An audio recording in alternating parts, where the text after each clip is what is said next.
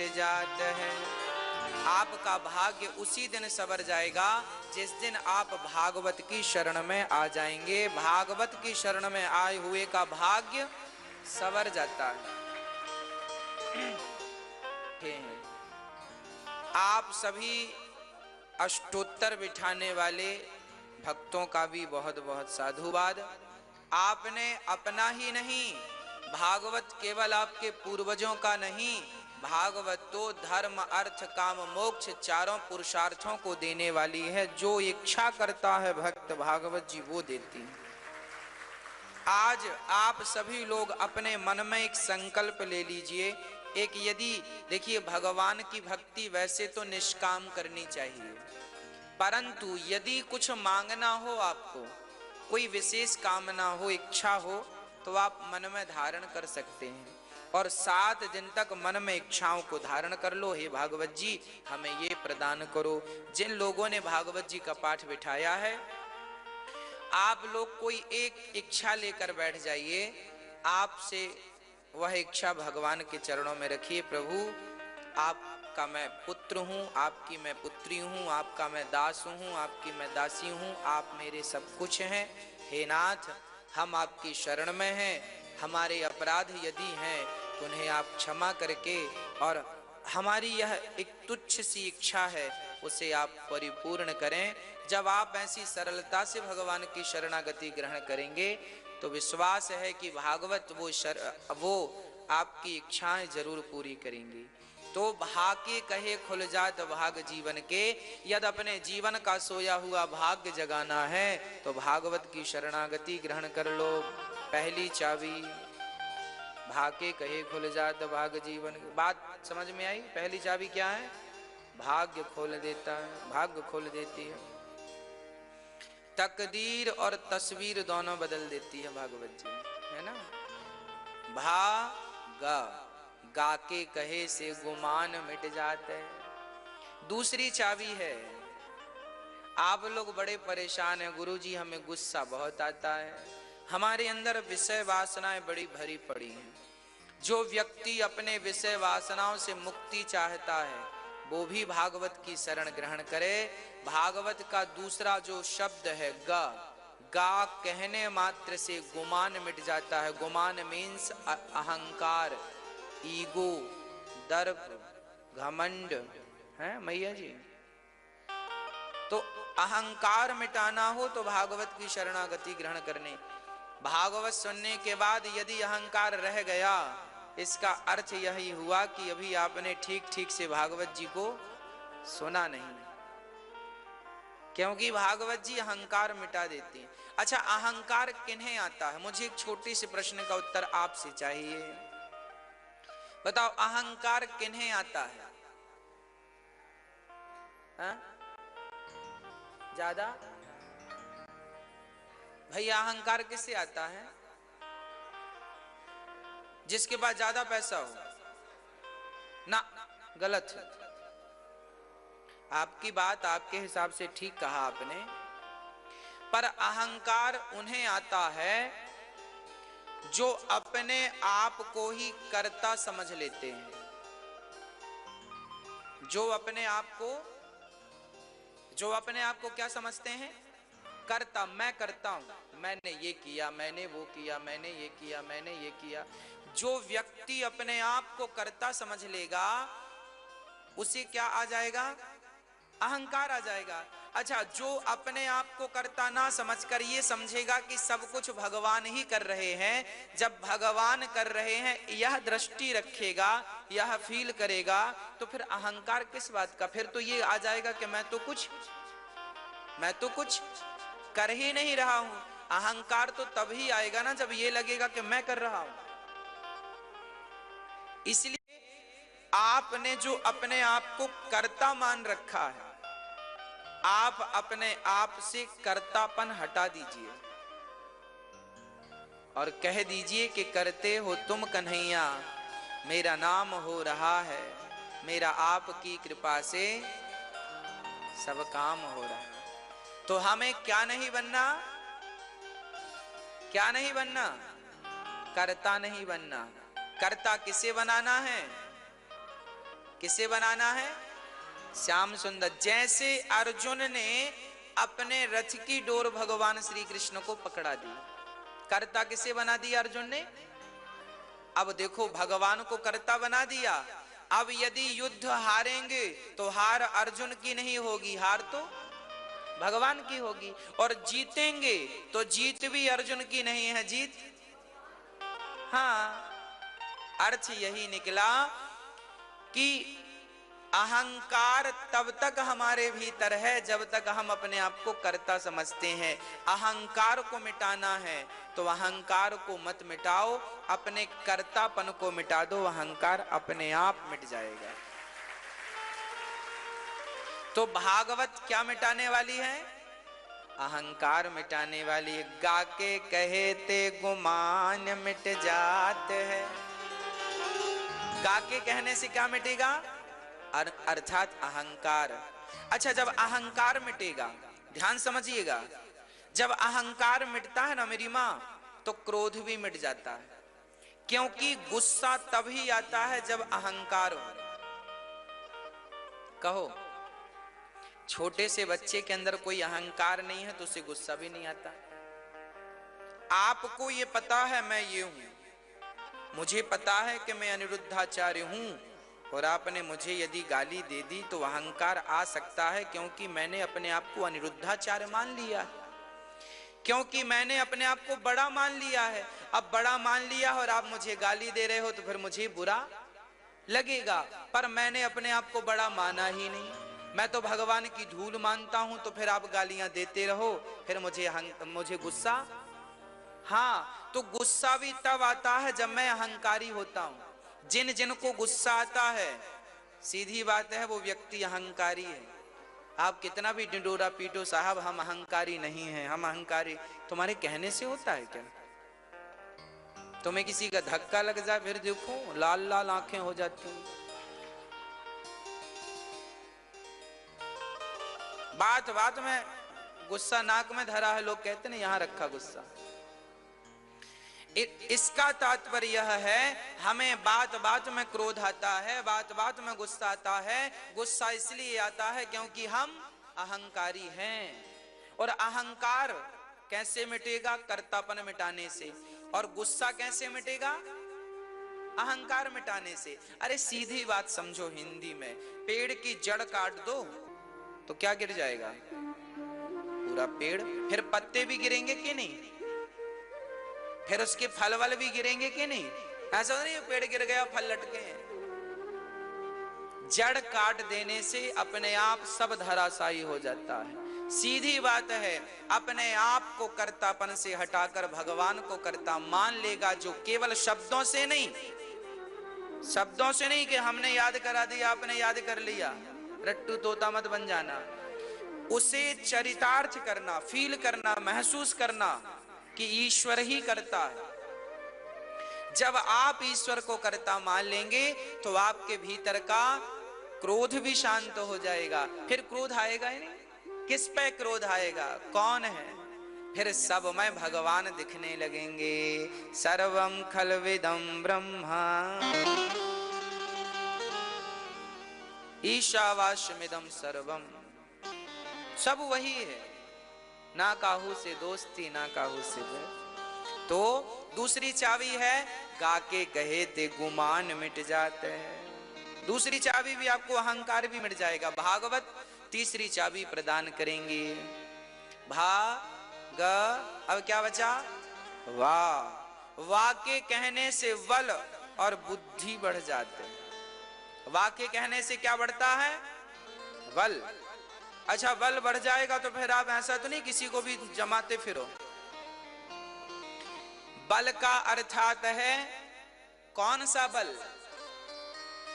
भक्ति का बल, ज्ञान का बल, प्रेम का बल। अरे गोपियां इतनी बलशाली थी, इतनी बलशाली थी कि उद्धव जैसे ज्ञानी को पछाड़ दिया कि नहीं। उद्धव ज्ञान के बल थे, उद्धव ज्ञान का बल लेकर आए थे, और गोपियों के पास प्रेम का बल था। प्रेम के बल ने ज्ञान के बल को हरा दिया। वाह। प्रेम के बल ने ज्ञान के बल को हरा दिया तो भागवत आपके भीतर प्रेम भर देगी। क्या भर देगी? भागवत जी क्या भरती हैं? प्रेम भरती हैं। भागवत महान क्यों है? क्योंकि भागवत में प्रेम की अधिकता है, इसलिए भागवत जी सर्वश्रेष्ठ मानी गई। सारे पुराणों में 18 पुराणों में भागवत जी सभी पुराणों का तिलक है। यद वैष्णवानाम धनम, सबका धन भागवत है। क्यों? क्योंकि अन्य पुराणों में प्रेम की इतनी अधिकता नहीं है जितनी प्रेम की अधिकता श्रीमद् भागवत महापुराण में है। इसलिए भागवत यद वैष्णवानाम धनम, सबका धन है।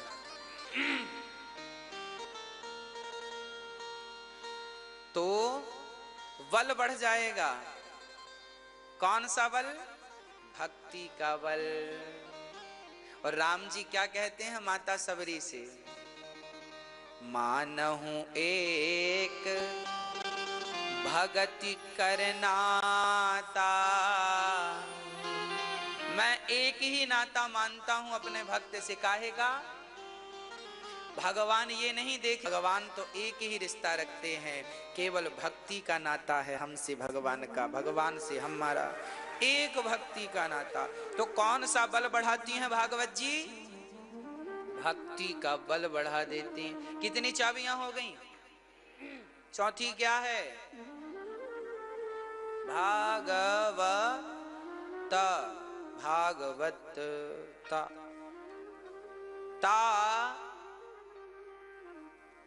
भागवत ता के कहने से तकदीर बदल जाती है। ता मीन्स तकदीर। जब आप अहंकार रहित हो जाएंगे, जब आप प्रेम से भर जाएंगे, तो फिर क्या होगा? तकदीर बदलेगी कि नहीं?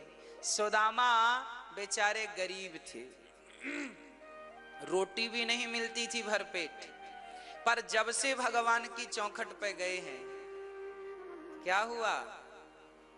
हाँ जी, क्या बदल गई? हाँ, तकदीर बदल गई। सुदामा को जब भगवान ने अपनी सिंहासन पर बिठाया तो भगवान ने सुदामा को तिलक लगाया माथे पर। तो भगवान की नजर सुदामा के माथे पर गई, तो माथे पर लिखा था, माथे पर लिखा था कि सुदामा श्रीहीन है ना? क्या लिखा था? मतलब लक्ष्मी हीन है, ये गरीब रहेंगे। इनकी किस्मत में क्या लिखा था? ये सदा गरीब रहेंगे, ये सदा उनकी किस्मत। भगवान ने तिलक लगाते समय, अरे मेरे भक्त की किस्मत में ये लिखा? किसने लिखा? ब्रह्मा जी बोले, हाँ सरकार हमने लिखा। तुमने लिखा? अब हम देखो क्या करते हैं। तुमने लिखा है कि सुदामा सदा गरीब रहेगा। तो भगवान ने चंदन, यहां लिखा था सुदामा सदा गरीब रहेगा, ये किस्मत थी सुदामा की लिखी। तो भगवान ने क्या किया? इसमें पूरे में चंदन लगा के ढक दिया। और भगवान ने चंदन लगा के सुदामा के माथे पे चंदन लगाया, और यहां से भगवान ने उंगली को यूं कर दिया, तुम्हारा लिखा काट रहे हैं। और फिर भगवान ने अपने हाथों से लिख दिया भाव से, सुदामा सदा अब अमीर रहेंगे, तकदीर हम बदल रहे हैं। भगवान ने सुदामा की दरिद्रता अपने चंदन से ढक दी, उनके माथे की रेखाएं भगवान ने ढक दी और अपने हिसाब से लिख दी। हाँ जी, तो भागवत ऐसी हैं, भगवान ऐसी हैं। मेरे माथे पर लिखा है कि मैं गरीब रहूंगा, पर मेरे बिहारी जी चाहेंगे तो मेरे माथे की रेखाओं को बदलने की ताकत रखते हैं ना, वो सब बदल देंगे। मूकम करोति वाचालम पंगुम लंघयते गिरिम यत् कृपा तमहम वंदे परमानंदम माधवम। मूक हो ही वाचाल पंगु चढ़हि गिरिवर गहन, जासु कृपासु दयाल द्रवहु सकल कलि मल दहन। क्या कहते हो? ये भगवान है, ये जो तुम्हारे सामने बैठे हैं ना हमारे श्याम सुंदर, इनको हल्के में मत लेना। ताके कहे तकदीर बदल जाता है, तुम्हारे माथे की रेखाओं में कुछ गड़बड़ लिख दिया होगा, ब्रह्मा जी ने धोखे से, ठाकुर जी ठीक कर देंगे। अरे मार्कंडे जी की आयु 4 साल की थी। मार्कंडे जी की आयु कितनी थी? 4 साल। उनके पिता बड़े ज्योतिषी थे। उनको पता लग गया मेरे छोरे की आयु 4 साल है। बड़े रोए, हे भगवान मेरे बेटे की आयु 4 साल है। 4 साल गुरुओं से पूछा, गुरु जी आयु कैसे बढ़े, आयु कैसे बढ़े, आयु कैसे बढ़े? बोले भगवान ने तो अब लिख दी, अब कैसे बढ़े? नहीं नहीं नहीं, कुछ तो उपाय होगा, कुछ तो उपाय होगा। क्या उपाय है? बोले इस बच्चे को सबके चरणों में डाला करो, सबको प्रणाम करेगा। प्रणाम करने से आयु क्या होती है? हाँ जी, आयु विद्या यशो बलम अभिवादनशीलस्य। हाँ, क्या क्या बढ़ता है? आयुर विद्या, आयु विद्या यशो और बलम, बल। हाँ जी, वही वाला बल जिस बल के आध्यात्म बल, भक्ति ज्ञान का बल। आप अपने बच्चों को चरणों में डाला करो, जो मिला सबको प्रणाम करो, मैयाओं को प्रणाम करो, पिताओं को प्रणाम करो, गुरुजनों को प्रणाम करो, अतिथियों को प्रणाम करो, माथा टेक टेक के प्रणाम करें। मार्कंडे जी के पिताजी घबराए, छोरा मर जाएगा। तो उनके गांव में कुछ महात्मा लोग आए, तो बच्चे को सबसे पहले ले जाके पांव में डाला, जाओ साष्टांग प्रणाम करो, लेट जाओ। तो वो बच्चा छोटा लेट गया तो संत तो दया उठाए, ओहो कितना प्यारा बच्चा है, दीर्घ जीवी भव, भगवान खूब लंबी आयु दें। संतों के मुंह से आशीर्वचन निकल गया। अब जब निकला तो उनके पिताजी ज्ञानी थे, मार्कंडे जी के गुरु जी, आपने कह दिया दीर्घ जीवी भव, और ये कल मरने वाला है, इसकी आयु कल पूरी हो रही है, 4 साल कल पूरे हो रहे हैं। अब साधुओं ने कहा राम राम राम, अब तो दे दिया सो दे दिया, तीर कमान से बात जवान से गई सो गई, अब थोड़ी वापस आएगी। अब कह दिया है, होगा। अब सारे साधुओं ने भगवान से कहा, हे भगवान हमारी सारी तपस्या तुम ले लो, पर हमारा वचन मिथ्या ना जाने दो। और भगवान भक्त के वचन की बड़ी कद्र करते हैं मेरी माँ। यदि आपने एक माला जप लिया है, राम राम राम राम, और आपके मुंह से मेरे लिए आशीर्वाद निकल गया ना, तो आपकी उस एक माला के भजन के प्रभाव से ना, आपने जो बोला है वो सच होगा। साधुआं तो दिन भर माला जपते हैं, उनकी वाणी मिथ्या होगी क्या? अरे हमारे गुरुजी कह बस दें कि जाओ तुम ठीक हो जाओगे, ये काम बन जाए, कह दिया ना, कोई टाल नहीं सकता, होगा। हमारे गुरुजन केवल यूं कर देते हैं ना तो काम बन जाता, आशीर्वाद देते। आपके सिर पे अपना हाथ रख देते हैं तो काम बन जाता है। हाँ जी, गुरु केवल आशीर्वाद दे दें, गुरुजनों का दर्शन हो जाए तो काम बन जाता है। अब सारे साधुओं ने कहा, भगवान अब हमारी सारी तपस्या ले लो, पर इसके रक्षा करो। तब भगवान वहां पर लिखा है कि मार्कंडे जी को संतों के आशीर्वाद से इतना आशीर्वाद मिल चुका था कि भगवान को उनकी आयु बढ़ानी पड़ी। और जानते हो कितनी बढ़ी? कितनी?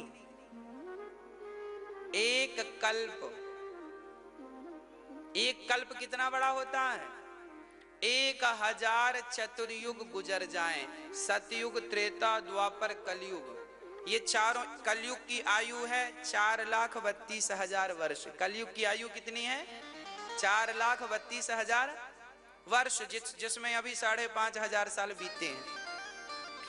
ऐसे कलयुग, सतयुग, त्रेता, द्वापर, कलयुग, सतयुग, जैसे 7 दिन का एक सप्ताह होता है, 30 दिन का एक महीना होता है, 12 मास का एक वर्ष होता है, उसी प्रकार 1000 बार जब सतयुग, त्रेता, द्वापर, सतयुग, त्रेता, द्वापर, सतयुग, त्रेता, द्वापर, कलयुग, सतयुग, त्रेता, द्वापर, कलयुग बीत जाएंगे, तब 1000 बार बीतेंगे, तब एक कल्प होगा।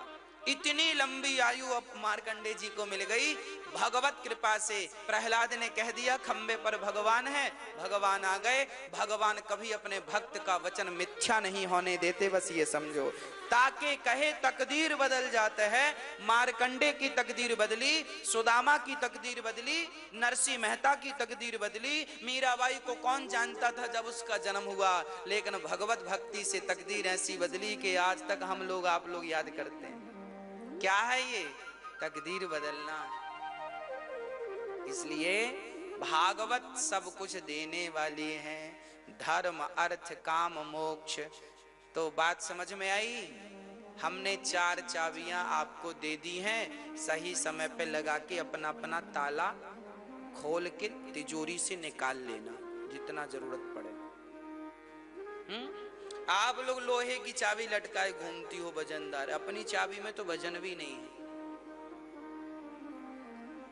आपकी चाबी का तो डर है कहीं ले ना जाए। कौन? हाँ? हाँ। ले ना जाए, पर ये चाबी ऐसी है कोई चुरा ही नहीं सकता। चोर ना लूटे, चोर ना लेवे, और चोरी का कोई सवाल। तो भागवत जी, ऐसी भागवत जी आप सुन रहे हैं जो सब कुछ देती हैं। इसलिए मांगना हो तो केवल भगवान से मांगना सीखिए, कहना हो तो दिल से भगवान से कहना सीखिए। सीधी बात यह है कि भगवान को आप अपना बना लो और भगवान के सिवा आपका कोई ना हो, ऐसा भाव रखो। हे नाथ, आप ही हमारे सर्वस्व हैं। क्या क्या है भगवान आपके? बताओ क्या क्या है भगवान आपके? बताओ, संबंध बताओ एक दो। क्या है भगवान आपके? त्वमेव माता च पिता त्वमेव, त्वमेव बन्धुश्च सखा त्वमेव, त्वमेव विद्या द्रविणं त्वमेव, त्वमेव सर्वं मम देव देव। माते पिता तुम मेरे, शरण गाहूँ मैं किसकी, स्वामी शरण पढ़ूं मैं किसकी, तुम बिन और ना दूजा, प्रभु बिन और ना दूजा, आस करूं मैं किसकी। ओम जय जगदीश। मात पिता तुम मेरे, शरण गहूँ मैं किसकी, स्वामी शरण पढ़ूं मैं किसकी। भगवान हमारे कौन? माता रामो मत पिता रामचंद्र, स्वामी रामो मत सखा रामचंद्र, सर्वस्वं मे रामचंद्रो दयालुर, नान्यं जाने नैव जाने न जाने। मैया जी, कौन है भगवान हमारे? सब कुछ है। इसलिए एक भगवान से पक्का वाला रिश्ता बनाओ, बाकी दुनिया वालों से रिश्ता बनाओ पर बहुत पक्का नहीं हो। मरने के पहले संसार वालों के बंधन को खोलना भी तो पड़ेगा भाई। गांठ कस के लगा लोगे तो खुलेगी कैसे? इसलिए भगवान से पक्की वाली गांठ लगाइएगा, खुले न, और संसार वालों को कच्ची गांठ में बांधिएगा। पर आप उल्टा करते हैं, भगवान तो कच्ची में बंधे और संसार वाले बड़ा 4-4 गांठ लगी, 1 2 3 4। सच्चिदानंद रूपाय विश्वोत्पत्त्यादि हेतवे तापत्रय विनाशाय श्रीकृष्णाय वयं नुमः। सतचित आनंद। भगवान कैसे हैं मेरी माँ? मैया जी, ओ मेरी माँ, ध्यान लगा के सुनिएगा। भगवान कैसे हैं? सत चित आनंद, ईश्वर सत्य है। इसलिए भगवान को ही हम प्रणाम करें, क्योंकि वही प्रणाम करने योग्य, वही सत्य है। ब्रह्म सत्यम जगन मिथ्या, ईश्वर सत्य है, परमात्मा सत्य है, जगत मिथ्या है। अब आप कहेंगे महाराज जी संसार दिख रहा है, आप कैसे मिथ्या कह रहे हैं? भाई जो चीज दिख रही है उसे मिथ्या कैसे कहा जा सकता है? हाँ, वैसे ही मिथ्या है जैसे आपने रात में कभी देखा हो, एक बार क्या हुआ, घर के सामने रस्सी पड़ी थी, हमारी आंखों में दिखाई पड़ा सांप थी रस्सी, पर हमें क्या लगा? अब हमने वो चिल्लाया, सुनो सुनो भैया वो सांप है। आए लाठी लेके लोग, कहां सांप? वो सांप। ध्यान से देखा, लालटेन के प्रकाश से, लालटेन जानते? देखा प्रकाश, अरे सांप नहीं है, रस्सी। उठा लिया, अरे राम राम, डर गए फालतू में। थी वो रस्सी, पर दिख रही थी कैसे? हाँ, जैसे वो थी रस्सी पर दिख रही थी सांप, उसी प्रकार ये जगत है परमात्मा का रूप, पर दिख रहा है संसार जैसा। ये संसार कुछ नहीं, जैसे सांप नहीं है, केवल रस्सी है, उसी प्रकार परमात्मा का ही ये स्वरूप है संसार, पर अज्ञानवश। चूंकि अंधकार था ना, अंधकार के कारण ही क्या लगा? यदि प्रकाश होता तो दिख जाता कि ये सांप नहीं है, ये तो रस्सी है। रज्जौ यथा हेर भ्रमः, जैसे रज्जू में, रज्जू मीन्स रस्सी, जैसे रज्जू में सर्प सांप की अनुभूति होती है, दिखता है नहीं, दिख रहा है। कब? क्योंकि अंधकार है। अच्छा, प्रकाश है तो नहीं दिखेगा। जो लोग अज्ञानी हैं उन्हें ही ये संसार नजर आता है। जो ज्ञान के प्रकाश, ज्ञान की टॉर्च से देख रहे हैं, वो संसार में भी परमात्मा का अनुभव कर रहे हैं। कण कण में हरि व्यापक सर्वत्र समान। ईश्वर सर्व सब जगह है। सी राम मैं सब जग जानी, कहां नहीं है भगवान? भगवान है सब जगह, पर वो नजर इसलिए नहीं आता क्योंकि अंधकार है। अंधकार मीन्स अज्ञान का। आज लोगों के पास अज्ञान ज्यादा है, ज्ञान की टॉर्च तो कम लोगों के पास। जिनके पास टॉर्च है ज्ञान की, वो समझ रहे हैं कि ये स्त्री नहीं है भगवान है, ये पुरुष नहीं है भगवान है, ये चींटी नहीं है भगवान है, ये माँ नहीं है भगवान है। पर जिनके पास ज्ञान नहीं है वो तो अपनी माँ का भी हाथ पकड़ पकड़ के निकाल रहे हैं। क्यों? क्योंकि उनके पास ज्ञान की टॉर्च, क्योंकि उन्हें रस्सी में क्या नजर आ रहा है? सांप नजर आ रहा है, जबकि है वो रस्सी। उसी प्रकार ये जगत जगत नहीं है, ये जगत ही जगन्नाथ है। पर लोगों को जगन्नाथ नजर ना आकर के क्या नजर आता है? जगत नजर आता है। क्यों नजर आ रहा है? क्योंकि अंधकार है, अज्ञान का। इसलिए हमारे भीतर क्या होना चाहिए? ज्ञान का प्रकाश होना चाहिए। सूर्य कोटि समप्रभा, सूर्य का प्रकाश, करोड़ों सूर्य का प्रकाश सूत जी में था। आह, ज्ञान का प्रकाश को कह रहे हैं ना, सूर्य कोटि समप्रभा। इसलिए भगवान इस भाव से ईश्वर सत्य है। चित, चित मीन्स प्रकाश, वही ज्ञान का प्रकाश। परमात्मा सबके भीतर बैठा है।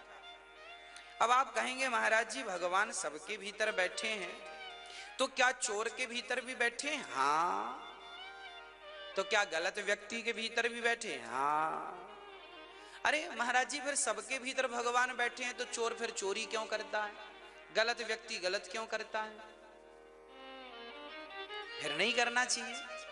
हाँ मैया, ओ पंचायती मैया, हो गई? अब ध्यान दो।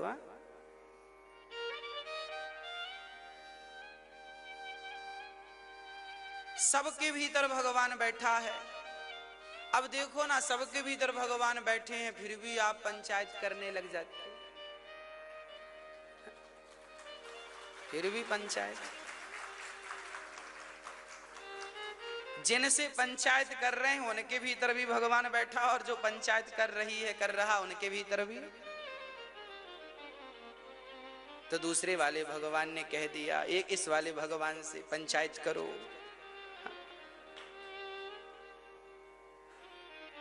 सबके भीतर भगवान बैठे हैं। अच्छा, आप इस बात को मानते हैं कि नहीं कि भगवान सबके भीतर हैं? हैं? ईश्वर सबके भीतर है। हाँ, सबके भीतर। फिर कोई गलत क्यों करता है? अरे भाई एक बात बताओ, परमात्मा सबके भीतर है, इसका अर्थ ये बिल्कुल नहीं है कि कोई गलत नहीं करे। भाई सही और गलत परमात्मा की मर्जी से नहीं होता, आप अपने विचारों से स्वतंत्र हैं।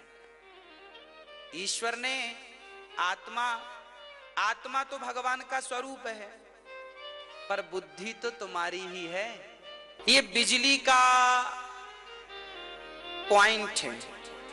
आप मैया राम राम। अच्छा बैठो बैठो, बैठ जाए। हाँ, तो बिजली का पॉइंट जो है, उस बिजली के पॉइंट में आप हीटर का प्लग लगाओगे तो कमरा कैसा हो जाएगा? कैसा होगा? और एसी का प्लग लगा दोगे तो ठंडा। अब मुझे बताओ कि जो आपके बिजली का पॉइंट है बोर्ड में, जो आपने प्लग लगाया, ये बताओ बिजली ठंडी है कि गर्म है? बिजली कैसी है? गर्म की ठंडी? यदि गर्म है तो फिर एसी ने ठंडा क्यों कर दिया? यदि बिजली गर्म है तो फिर कमरा ठंडा कैसे है? बताओ। तो आप कहेंगे बिजली ठंडी है, तो बिजली ठंडी है तो फिर हीटर ने कमरा गर्म क्यों कर दिया? इसका अर्थ यह है, बिजली ना तो ठंडी होती है ना तो गर्म, उसे जैसी संगत मिलती है। हीटर की संगत मिली तो हीटर को गर्म कर दिया, एसी की संगत मिली। बिजली का काम है चलाना। चलने की पद्धति कैसी है ये तो सिस्टम में फिट है। हीटर में फिट है कि वो गर्म होगा, एसी में सिस्टम लगा है कि वो बिजली केवल पावर देगी। बिजली का काम क्या है? केवल पावर देना। पावर बिजली देती है, पर क्रिया जो है वो तो वो करता है ना, जो यंत्र लगा है। हीटर का यंत्र हीटर का काम हीटर करेगा, एसी का काम एसी, कूलर का काम कूलर, ठीक। वॉशिंग मशीन का काम वॉशिंग मशीन करेगी। सब बिजली से चलती है। उसी प्रकार जैसे आपका मोबाइल भी बिजली से चलता है, चार्ज करना पड़ता है, उससे बात होती है। चलता सब बिजली से ही, चार्ज ना करो तो क्या कर लेगा मोबाइल? जैसे हजारों उपकरण मोबाइल इत्यादि बिजली से चलने वाले हैं, बिजली सबको पावर दे रही है। उसी प्रकार आत्मा जो है, परमात्मा जो है, वो सबको क्या दे रहा है? पावर दे रहा है। पावर आपके पास है। अब आपको उस पावर से कमरे को ठंडा करना है या गर्म करना है, वो आप अपने विचार से प्लग लगाइए कि एसी का प्लग लगाना है कि हीटर का लगाना है। वो आप अपने विचार से, अपने विवेक, यहाँ पे जो खोपड़ी में ईश्वर ने कुछ दिया है ना, इससे समझ के करना, यहां से विवेक से, है ना। अब परमात्मा ने पावर दिया है, हमें पता है कि ये लड़की है, ये लड़का है, हमें पता है कि ये हमारी माँ है, ये हमारा पिता है, हमें पता है ये गड्ढा है, ये कुआं है, ये तालाब है। अब जब हम जानबूझ कर के कुएं में कूदेंगे तो परमात्मा दोषी होगा क्या? तुम्हें ज्ञान तो था ये कुआं है, कूदोगे मर जाओगे। तुम्हें ज्ञान नहीं था कि तुम्हारी माँ है, तुमको पेट में रखी है 9 में, तुम्हें ज्ञान नहीं था क्या? था ज्ञान, फिर भी तुमने हाथ पकड़ के निकाल दिया, तो दोषी कौन होगा? तुम दोषी बनोगे ना। अब पाप किया है, देखो पाप किया है, अब पीठ कड़ी कर लेना, कोड़े भी बरसेंगे जल्दी से, परमात्मा के सजा मिलेगी। तो परमात्मा दोषी नहीं है, परमात्मा ने सबको एनर्जी दे रखी है, पावर दे रखा है। आप सोच अपनी रखें, समझ अपनी। दूध और शराब मेरे सामने 2 गिलास रखी हैं, एक में शराब भरी है, एक में दूध भरा है।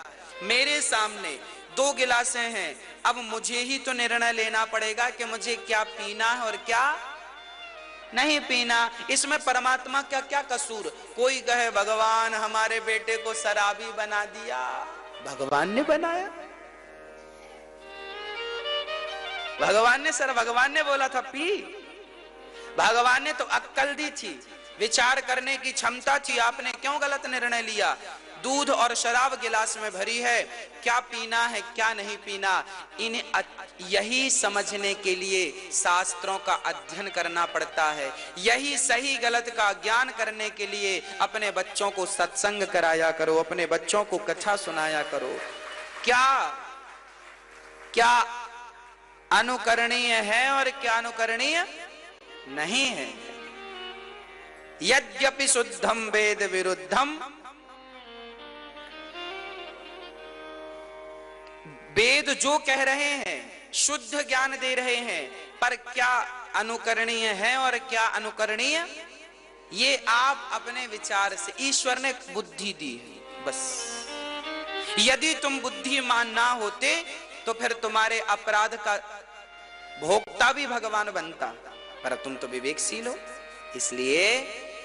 इसलिए सबके भीतर परमात्मा तो है, परंतु मैया हो गया व्हाट्सएप। अच्छा ठीक है। तो तात्पर्य यही निकला कि परमात्मा सबके भीतर है, पर जब आप गलत करते हैं उसका कारण परमात्मा बिल्कुल नहीं है। उसका कारण कौन है? आप स्वयं। मैया जी को न काहू को सुख दुख कर दाता, निज कृत कर्म भोग सब भ्राता। कोई किसी को सुख नहीं देता, कोई किसी को दुख नहीं देता। हर व्यक्ति अपने बुद्धि विवेक अपने कर्मों से सुख और दुख दोनों ही पाता है। हम दोषी बनाए फलाने के कारण, फलाने, अरे काहे दोषी बना रहे हो? आपने अपने आप को क्यों नहीं ठीक किया? गलत निर्णय क्यों लिया? सही निर्णय लेना था ना, विचार करके करना था ना। इसलिए आप बहुत विचारवान व्यक्ति बने। मैं तो आपसे रोज कहता हूं ये बात। तो भगवान सच्चिदानंद रूपाय सच्चित आनंद, ये भगवान सत्य है। फिर चित्त की व्याख्या, सबके भीतर आत्म तत्व के रूप में चित्त स्वरूप परमात्मा विराजमान है। और तीसरा स्वरूप है परमात्मा का आनंद, आनंदम ब्रह्मा। भगवान का काम है आनंद प्रदान करना। आनंदम ददाति इति आनंदः, जो आनंद प्रदान करे उन्हें आनंद कहते। आनंद कंद भगवान कृष्ण चंद्र। भगवान कृष्ण का नाम क्या है? नंद के आनंद भयो। तो भगवान आनंददायक हैं। इसलिए आनंद चाहते हो तो भगवान की शरण में जाओ। अच्छा, केसर चाहिए तो कहां जाना पड़ेगा? कश्मीर जाना पड़ेगा। ठंडी का आनंद लेना है तो कहां जाना पड़ेगा? हिमालय, बर्फ की चादर वहीं मिलेगी हिमालय के आसपास। अच्छा, गर्मी का मजा लेना है तो कहां जाना पड़ेगा? दक्षिण भारत जाओ, गर्मी। पूर्व भारत भी जाओ, गर्मी है। उड़ीसा चले जाइए, गर्मी है। गर्मी लेना है तो गर्म प्रदेशों में जाइए, सर्दी लेना है तो ठंडे प्रदेशों में जाइए। उसी प्रकार आनंद चाहिए है तो भगवान के प्रदेश में आइए। भगवान का प्रदेश कौन सा है? उनका चरण, चरण प्रदेश, ठाकुर जी के चरण प्रदेश हैं। तो भगवान के चरण रूपी प्रदेश में प्रवेश करो। चरण रूपी प्रदेश में प्रवेश करो। जब आप चरण रूपी प्रदेश में प्रवेश करेंगे तो आपको किसकी अनुभूति होगी? हम बद्रीनाथ जाते हैं तो रास्ते से हमें क्या लगने लगता है? ठंडी लगने लगती है भाई, सॉल। जब यहां से जाते हैं ना हरिद्वार से, तब बड़ी गर्मी लगती है। अरे भाई सारे कपड़े कम पहनो, पतले कपड़े पहनो, बड़ा गर्म है। और बस चली, ओ यूं यूं यूं यूं यूं यूं यूं चली बस। और जब चली चली चली चली चली पास पहुंची तो अपने आप भाई सॉल निकालो। अरे सॉल तो ऊपर बस के ऊपर बंधी। अरे भाई बस रोको, सॉल निकालो जल्दी से। हम तो बड़ी अकड़ में आए थे कि हम तो गर्मी का मौसम, कहां सर्दी है। पर जाओ, ऐसी ठंडी है। ठंडी का मजा लेना है, बद्रीनाथ जाओ, केदारनाथ जाओ, आहा। और गर्मी का मजा लेना है, जगन्नाथ जी जाओ। और आनंद का मजा लेना है तो बिहारी जी के चरणों में आओ, यही आनंददायक है। आनंदम ब्रह्मा, आनंद के सागर ठाकुर जी हैं, भगवान जी हैं। आनंद के क्या है? जगन्नाथ भगवान आनंद के सागर हैं। बद्रीनाथ जी आनंद के सागर हैं। बिहारी जी आनंद के सागर हैं। रामलला आनंद के सागर। द्वारिकाधीश जी आनंद के सागर। विठलनाथ जी आनंद के सागर। ये आनंद के सागर है। हम कितने भी थके हों और बिहारी जी का दर्शन कर लें, जगन्नाथ जी का दर्शन कर लें, थोड़ी देर के लिए लगता है सारी थकावट मिट गई। और भगवान का दर्शन आज भी आप जाओ, आप कभी जगन्नाथ जी जाओ, आप कितने भी थके क्यों ना हो, आप बद्रीनाथ जी जाओ, कितने भी थके क्यों ना हो, पर जब भगवान का दर्शन करते हैं ना हम लोग 2 मिनट के लिए, आनंद की अनुभूति होती है कि नहीं? आप बिहारी जी का दर्शन करते हैं, भगवान जी का, बिहारी जी का, आनंद की अनुभूति होती है कि नहीं? हाँ, जितनी हमने कल किया था सो कल भी आनंद मिला, और आज करेंगे तो, और फिर कल करेंगे तो। ऐसा नहीं कि अब कल तो कर लिया था, कल आनंद आया था, अब आज आता है कि नहीं। तुम जाओ तो सही, वहां की तो धक्का मुक्की में भी आनंद ही है,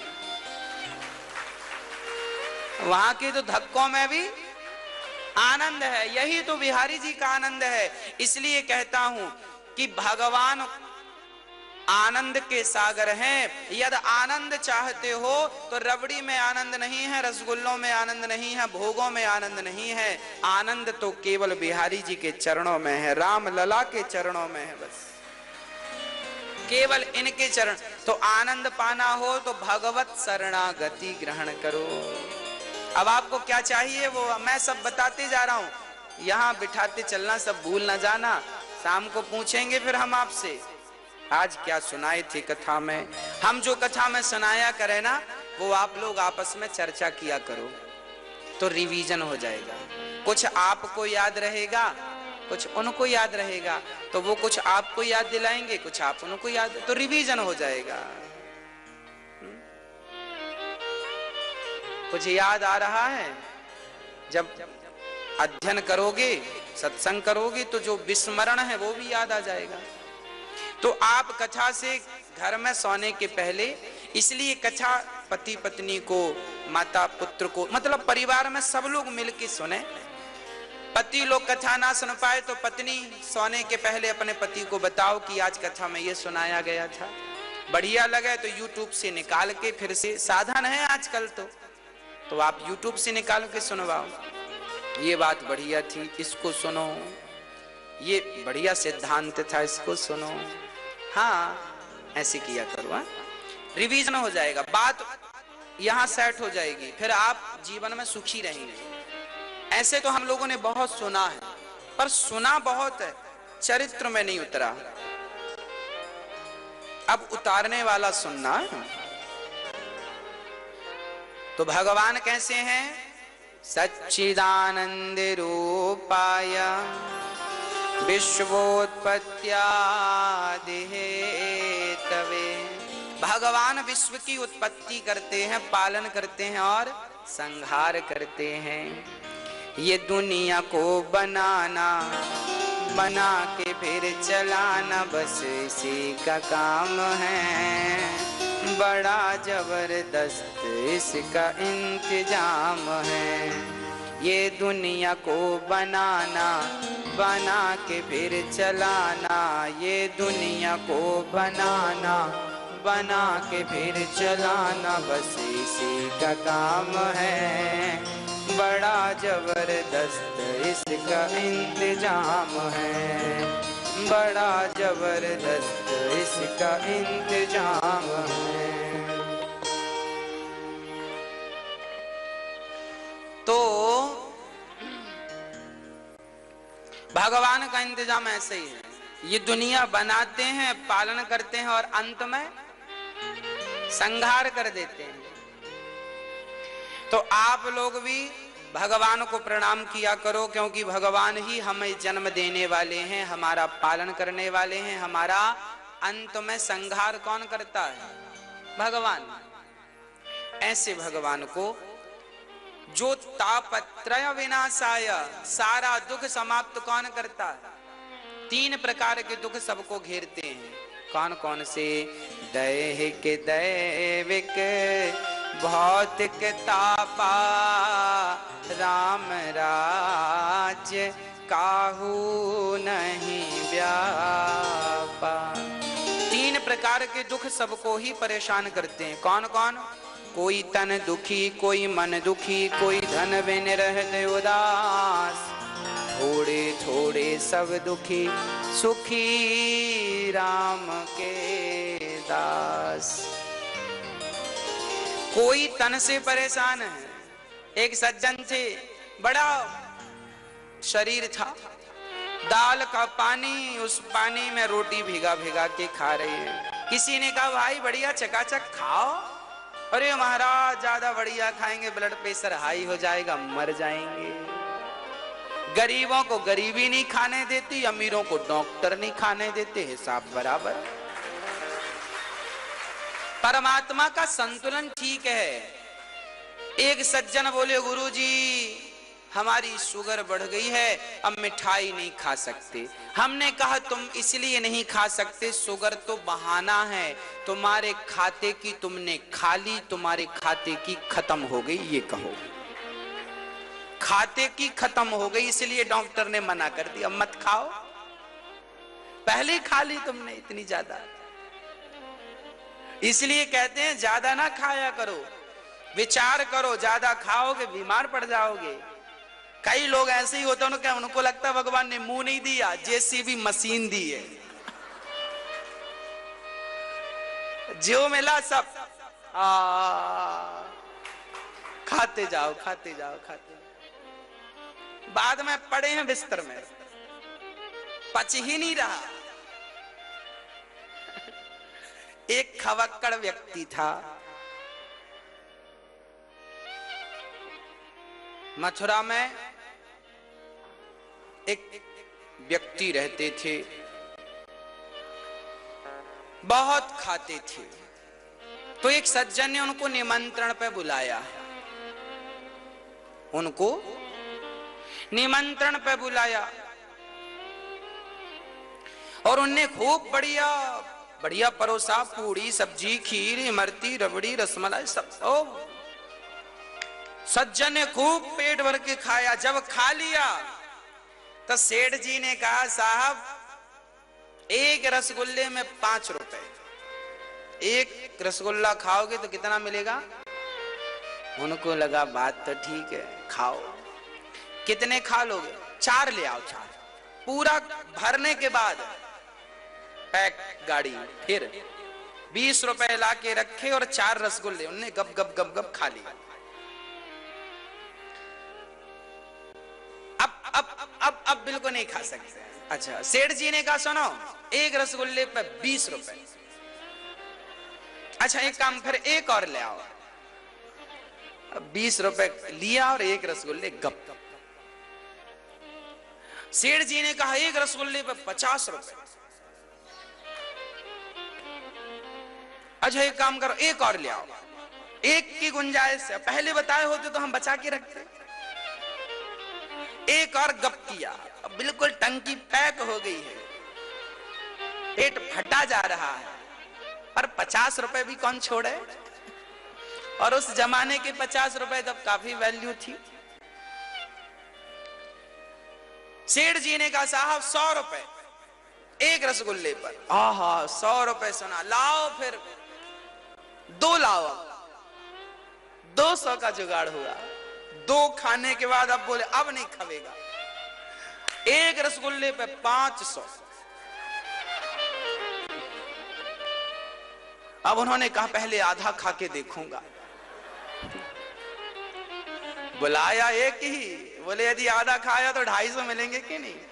हाँ मिलेंगे, आधा भी में 250 मिलेंगे। एक रसगुल्ला उनने जैसे जैसे चबा चबा के खाया साहब, सेठ जी भी बड़े मजाकिया थे। उन्होंने कहा अब की बार 1000 रुपए।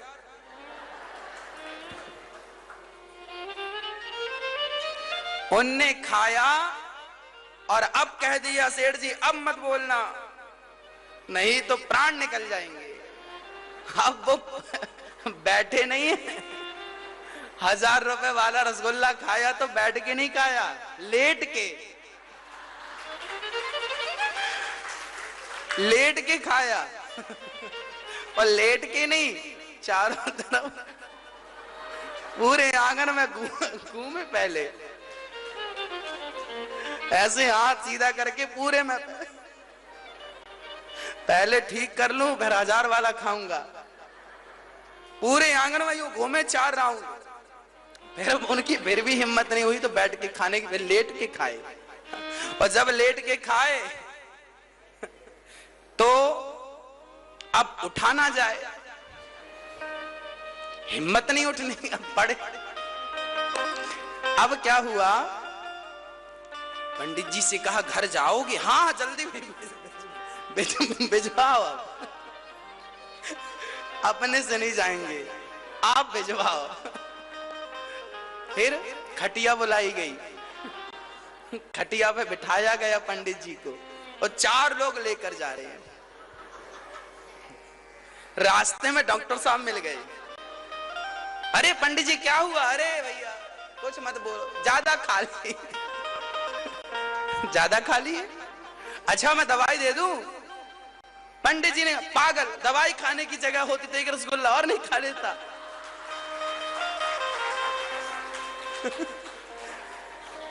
1000 का था, एक छोड़ के आया हूं। एक दवाई की जगह भी नहीं बची, इतनी सी गोली। इतना खाया।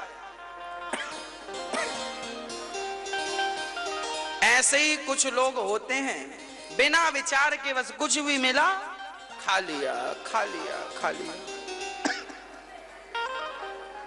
खाने के पहले भी विचार कर लेना चाहिए, क्या खाएं और क्या ना खाएं। हमारे शास्त्र विचारणीय, तापत्रय विनाशाय, भगवान समस्त दुखों का नाश करते हैं। कौन कौन से दुख? कोई तन दुखी, कोई तन का रोगी है, ज्यादा खा लिया बीमार पड़ा। इसलिए खाने पीने में संयम रखा करो, है ना। खाने पीने में क्या हो मेरी मां? संयम। सादा भोजन हो, भोजन में भी ज्यादा तेल मिर्च इत्यादि ज्यादा ना हो, सामान्य अच्छा हो। और हम तो आपसे कहते हैं कि आप तेल की जगह आजकल रिफाइंड का तेल आता है तो वो बहुत मिलावटी होता है। फिल्टर वाला जो रिफाइंड का तेल है ना, केमिकल से रिफाइंड फिल्टर होता है तो केमिकल जहरीले होते हैं, तो केमिकल उस तेल में कुछ ना कुछ तो रह ही जाता है ना, तो वो तेल नुकसानदायक होता है। पहले भी लोग तेल खाते थे, सरसों का तेल, मूंगफली का तेल, पर पहले का तेल नुकसानदायक नहीं था क्योंकि पहले शुद्ध तेल था। रिफाइंड तो था नहीं ना, कच्ची घानी का तेल होता था, वो तेल नुकसानदायक नहीं होता था।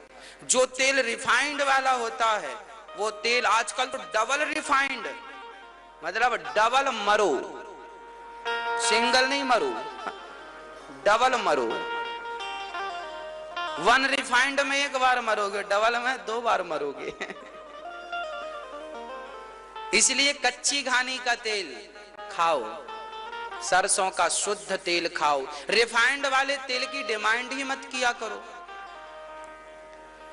कच्ची घानी का तेल थोड़ा सा चिपचिपा होता है, देखने में अच्छा नहीं होता, खाने में भी अच्छा लगेगा जब आदत बनेगी तब, पर वो बहुत अच्छा होता है। और तेल से भी बेहतर है घी, शुद्ध गाय का, शुद्ध देसी घी, गाय का हो बढ़िया,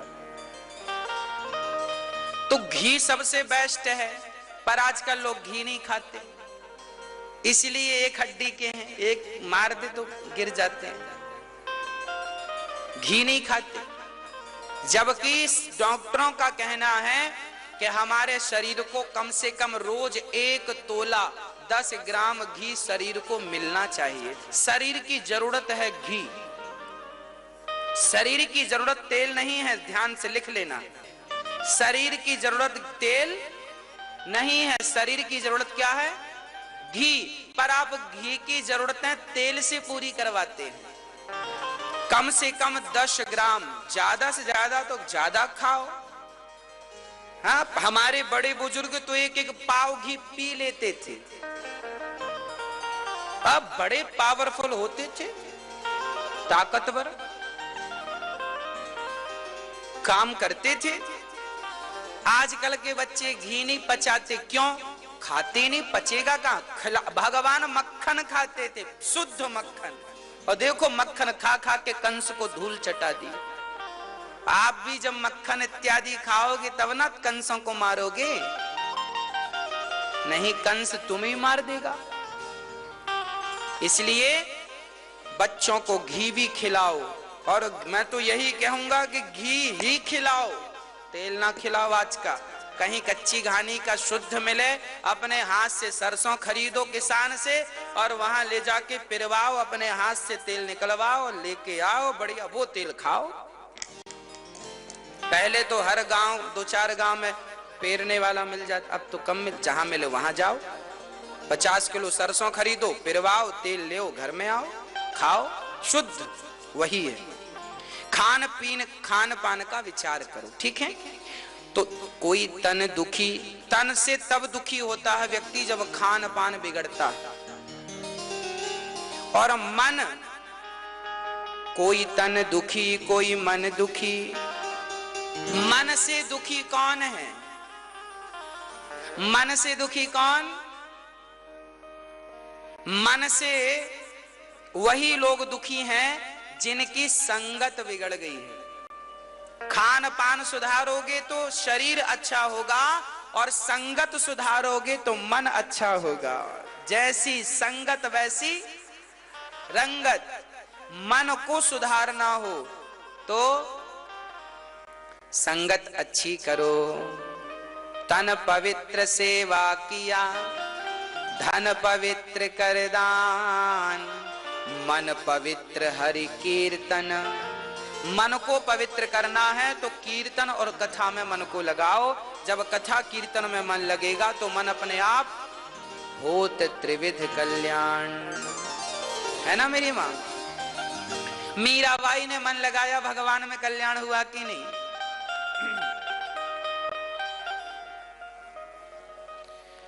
मीरा अपने मन को भगवान में लगाई तो क्या हुआ, सब अच्छा ही अच्छा हुआ। जब मीराबाई छोटी सी थी तब से ही उनका मन भगवान में लग चुका था। संगत से गुण आते हैं, संगत से गुण जाए। मीरा के दादाजी का नाम था दूधा जी।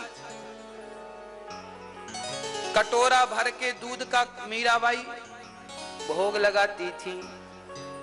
एक बार दूधा जी चले गए तो अपनी मीरा से कह के गए कि बेटी हम जा रहे हैं, ठाकुर जी को दूध पिलाना। हाँ हाँ हाँ जाओ, हम पिलाएंगे।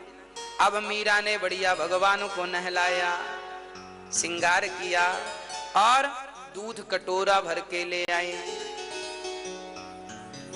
कटोरो लाई दूध को भरो, कटोरा भर के ले आई दूध से। प्रभु पाओ। अब भगवान नहीं खा रहे हैं, नहीं पी रहे हैं दूध। मीराबाई बोली आप नहीं खा रहे हो, अच्छा मिश्री कम है। फिर गई, छोटी सी थी तब मीराबाई, मिश्री घोल के ले आई। अब पियो, अब भी नहीं पी रहे हो। अच्छा तुलसी नहीं डाली, तुलसी डाला, अब पियो, अब भी नहीं पी रहे। बोलने लगी आप नहीं पियोगे तो हम भी नहीं पिएंगे, आज ना भोजन करें कुछ, बैठिए। मीराबाई की सरलता पर, सहजता पर भगवान रीझ गए और दूध भगवान ने पी लिया। जब पिया, पूरा पीने लगे तो मीरा ने कहा सारा ही पी लोगी, हम भी तो भूखी हैं, कुछ हमारे लिए तो छोड़ो। तो भगवान ने आधा छोड़ दिया। लो, अब मीरा की दोस्ती हो गई भगवान से, खूब बातचीत होती, मिलन होता, दूध पिलाते भगवान। दूधा जी आए, बेटी भगवान की सेवा की। हाँ भगवान तो खूब दूध पीते हैं। तो दूध पीते हैं? हाँ। अब मीरा गई, दूध भर के दूध पी लिया। दूधा जी ने कहा तूने दूध पी लिया, अब भगवान का नाम लगा रही है। अच्छा भगवान खाने पीने लग जाए तो भी समस्या है। सही में खाने लग जाए समस्या है, लोग खिलाएंगे तक नहीं। महाराज जी हमारे नहीं पेट भर रहा, भगवान का क्या खिलाएं। अब दूधा जी को लगा बेटी ने दूध पी लिया तो चाटुकार कुछ मंत्री संतरी, महाराज ये तो दूध भर भर के रोज ले जाती, रोज पी लेती, पर्दा लगा के कहती भगवान पी गए। अब मीरा को लगा राम राम, ये समाज के लोग तो हमें बदनाम कर रहे हैं। तो दौड़ के गई भगवान के सामने, हाथ जोड़ के, हे नाथ आप ही दूध पी रहे हो और हमें चोरी लग रही है, हम पी रहे हैं। तो आज दूधा जी के सामने बिठा लिया, यहां बैठो, आज आप दूध पियो। अब भगवान कहते हैं सारों से नहीं नहीं नहीं, तेरे सामने तो हम आ जाते हैं, इनके सामने नहीं आएंगे। क्यों? बोले जितनी सच्ची तू है इतने सच्ची ये दूधा जी थोड़ी हैं, ये सच्चे नहीं है ऐसे, ये अंदर से बड़े चतुर हैं और तुम अंदर से बाहर से भोली हो, और हम चतुरों को नहीं मिलते, हम तो भोले भाले लोगों को मिलते हैं। इसलिए वो शबरी जैसी भोली भाली को मिल गए, इसलिए वो मीरा जैसी भोली भाली को मिल गए, इसलिए वो जंगल के कोल भीलों को मिल गए, क्योंकि भगवान भोले भालों को मिलते हैं। अब हम भोले भाले बने तो भगवान हमें भी मिले। पर आज का व्यक्ति तो बड़ा चतुर, चतुराई भगवान को बिल्कुल पसंद नहीं है। भगवान तो भोला भाला भक्ता के मन, सवलियां कैया आट की, जीमो हमारा श्याम धड़ी। आज भगवान दूध पी रहे हैं, प्रकट हो गए, दूधा जी को दर्शन नहीं हुआ। मीराबाई बोले इन्हें दर्शन दो, नहीं मैं झूठी पड़ जाऊंगी। तब भगवान ने मीरा के बल पर इन्हें दर्शन दिया। एक दिन मीराबाई कि गांव में सजावट हुई, माँ से कहा माँ क्यों सजावट है? माँ ने कहा बेटी विवाह है पड़ोसन का, पड़ोसन की बेटी का, माँ हमारा भी विवाह करा दो। तो माँ ने कहा अभी तू छोटी है, तेरा ऐसे थोड़ी विवाह कराएंगे, बच्चे मचल जाते हैं, हमारा भी विवाह कराओ। अब मचल गई मीरा, हमारा भी विवाह कराओ। तब भगवान मीरा की माँ ने कह दिया, जा मैंने तेरा गिरधर गोपाल से विवाह कराया। वो गई मंदिर में और भगवान से कान में कहा, कन्हैया आपसे माँ ने विवाह करा दिया है, अब आप ही हमारे पति हो। और भगवान की पूजा सेवा अर्चना वंदना करती करती मीरा वहीं पर सो गई। तो भगवान ने सपने में आके मीरा की मांग भर दी और जब आंख खुली तो सचमुच मीरा के मांग में सिंदूर था। अब तो दूधा जी को खबर लगी, राम राम, लगता है बेटी हाथ से निकली जा रही है। तब जबरदस्ती विवाह कर दिया मीरा का भोजराज के साथ। राणा के बेटे का नाम था भोजराज, विवाह कर दिया। जब भोजराज मीरा से मिलने आए, वो मिलन की पहली रात आई, गए मीरा के पास, तो मीरा ने कह दिया कि मेरे मन पर तो मेरे गिरधर गोपाल का अधिकार है, मन से तो मैं उन्हें वर्ण कर चुकी हूं, वो मेरे पति बन चुके हैं। अब बचा तन, यदि तन की प्यास है तो आपके सामने ये तन है, आप तन पर कब्जा कर सकते हैं, मेरे मन पर तो मेरे गोविंद का कब्जा है। भोजराज ने स्पर्श भी नहीं किया, उल्टे पांव वापस आए। कुछ दिनों बाद भोजराज की युद्ध में मृत्यु हो गई। तब राणा ने बड़ा अत्याचार किया मीरा के साथ, जहर पिला दिया, पर वो मीरा उन विषम परिस्थितियों में रहकर भी अपने भगवान को भूली नहीं। मीरा दीवानी हो गई रे, मीरा मस्तानी हो गई। श्याम रंग में रंगी चुनरिया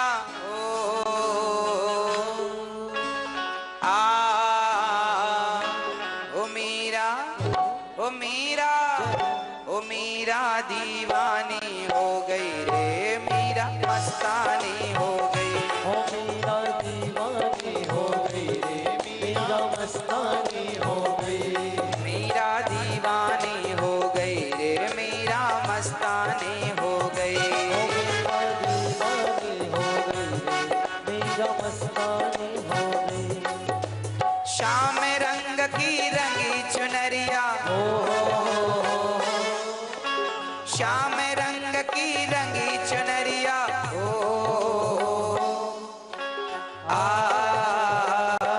ओ मीरा, ओ मीरा, ओ मीरा दीवानी हो गई रे, मीरा मस्तानी हो गई। ओ मीरा दीवानी हो गई रे, मीरा मस्तानी। दोनों हाथ उठा के भाव से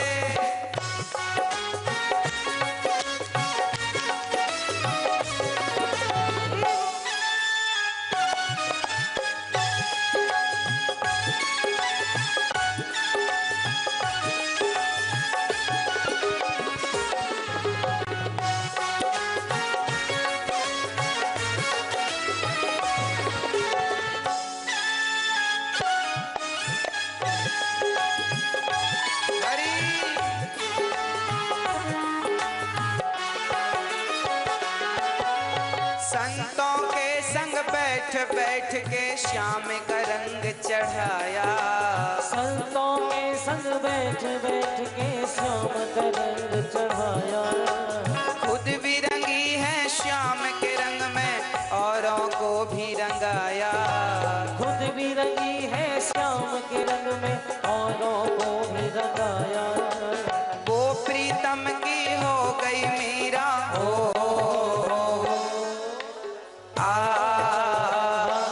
मीरा, ओ मीरा, मीरा दीवानी हो गई रे, मीरा मस्तानी हो गई। हो मीरा दीवानी हो गई, मीरा मस्तानी हो गई।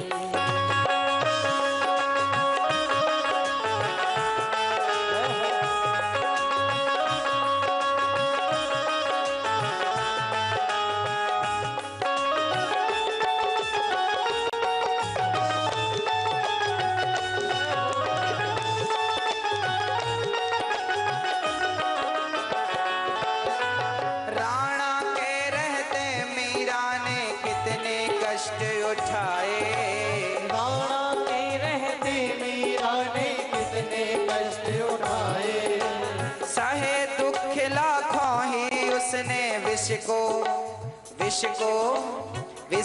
कंठ लगाए। सहे दुख लाखों ही उसने विष को कंठ लगाए।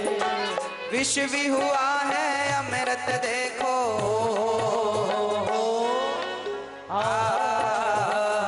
ओ मीरा, ओ मीरा, ओ मीरा दीवानी हो गई रे, मीरा मस्तानी हो गई। ओ मीरा दीवानी हो गई रे, मीरा मस्तानी हो गई।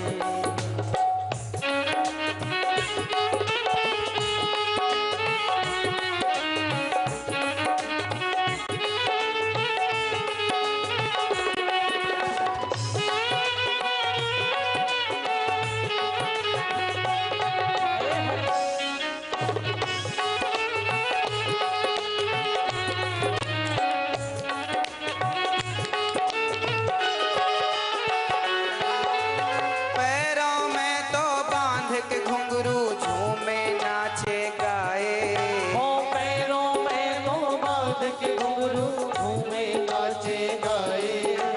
अपने प्यारे मोहन की छवि दिल में रहे बसाए। अपने प्यारे प्रीतम की छवि दिल में रहे बसाए। आओ मेरे श्याम सवरिया हो, ओ मीरा, ओ मीरा, मीरा दीवानी हो गई रे, मीरा मस्तानी हो गई। ओ मीरा दीवानी हो गई रे, मीरा मस्तानी हो गई। ओ भर दे रे, भर दे रे, भर दे रे,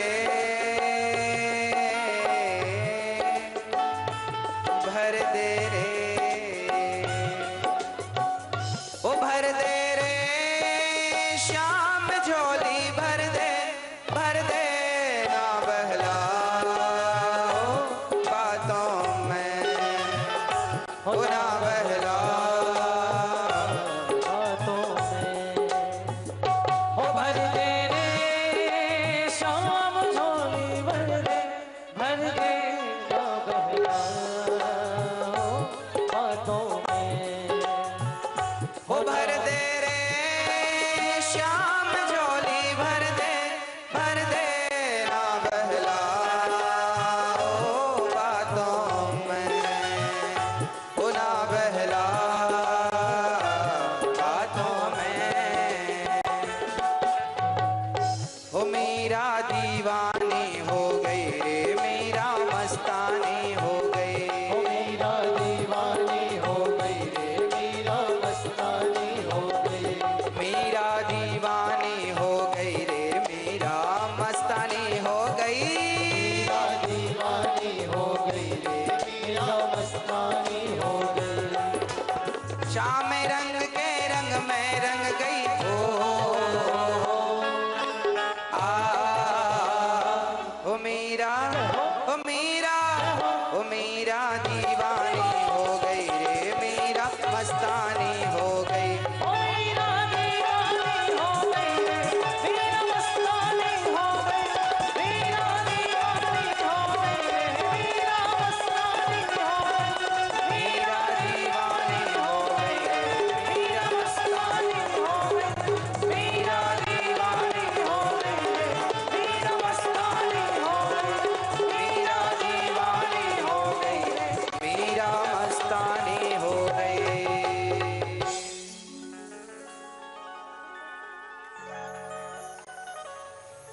इस दुनिया से प्रीत तोड़कर गिरधर को अपनाया, साथ सभी का छोड़ दिया और गिरधर गिरधर गाया। विष भी हुआ है अमृत देखो, ओ आ,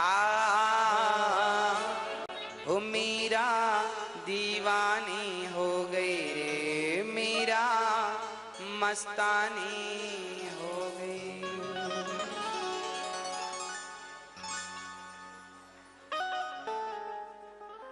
भक्तों, भगवान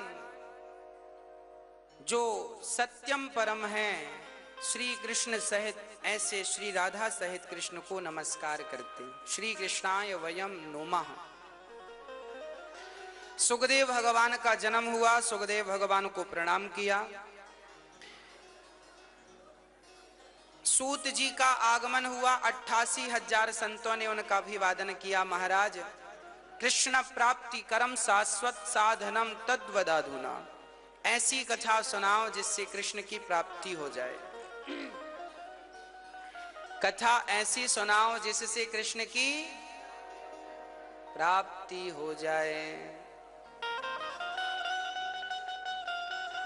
कहा, इस कथा को सुनने देवराज इंद्र भी एक बार आए अमृत लेकर, पर मैया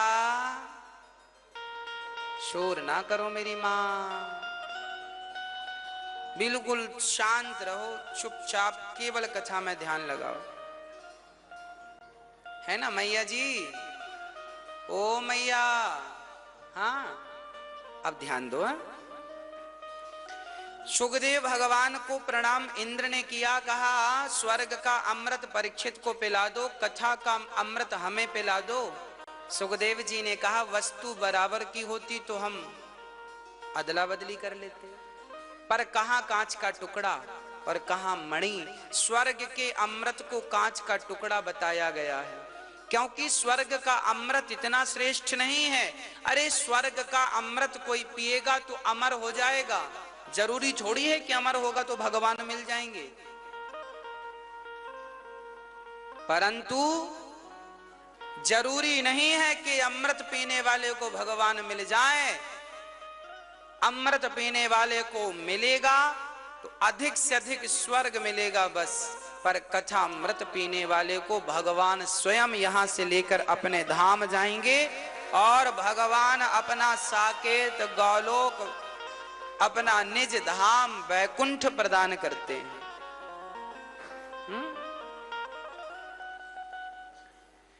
इसलिए भागवत इस स्वर्ग के अमृत से भी अधिक श्रेष्ठ है। तब कथा अमृतम तप्त जीवनम, कथा को अमृत की उपाधि दी गई। अरे अमृत ना होती तो 3 घंटे आप इस अमृत का पान यूं थोड़ी बैठ के करते। आजकल तो बेटा पिता की नहीं सुनता, आप तो यहाँ भागवत सुन रहे हैं। ये अमृत है, ये सामान्य बातों से अलग है, ये सामान्य सुखों से भी अलग है, सामान्य अनुभूतियों से भी ये अनुभूति अलग है ना? आपको किसी ने जबरदस्ती तो बिठाया नहीं है, आपको इस कथा में रस मिल रहा है। रस कौन सा? अमृत यही तो है। आप इस कथा से जो रस, आनंद का रस ले रहे हैं, यही रस अमृत ही तो है। ये जो आप पी रहे हैं वो क्या पी रहे हैं? अमृत ही तो पी रहे हैं। तब कथामृतम, कथा रूपी अमृत पी रहे हैं। सुखदेव जी ने इंद्र को अयोग्य समझा और वहां से विदा कर दिया। इंद्र चले गए। 7 दिन में जब परीक्षित की सदगति हुई तो एक तराजू बांधी, भागवत के एक पलड़े को भागवत जी, तो तराजू के एक पलड़े पर भागवत को रखा, दूसरे पलड़े पर संसार के तमाम स्वर्ग के सुखों को रख दिया, पर भागवत का पलड़ा तो सबसे भारी था। भागवत का पार कोई ना पा सका। इंद्र आश्चर्य में डूब गए, प्रभु आप कहां हैं? तब भगवान भागवत से प्रकट हो गए। तब भगवान कहां से प्रकट हुए? भागवत से। भगवान भागवत में ही है, वो प्रकट होंगे तो यहीं से प्रकट होंगे। मीराबाई भी कीर्तन करती थी और कथा सुनती थी कि नहीं?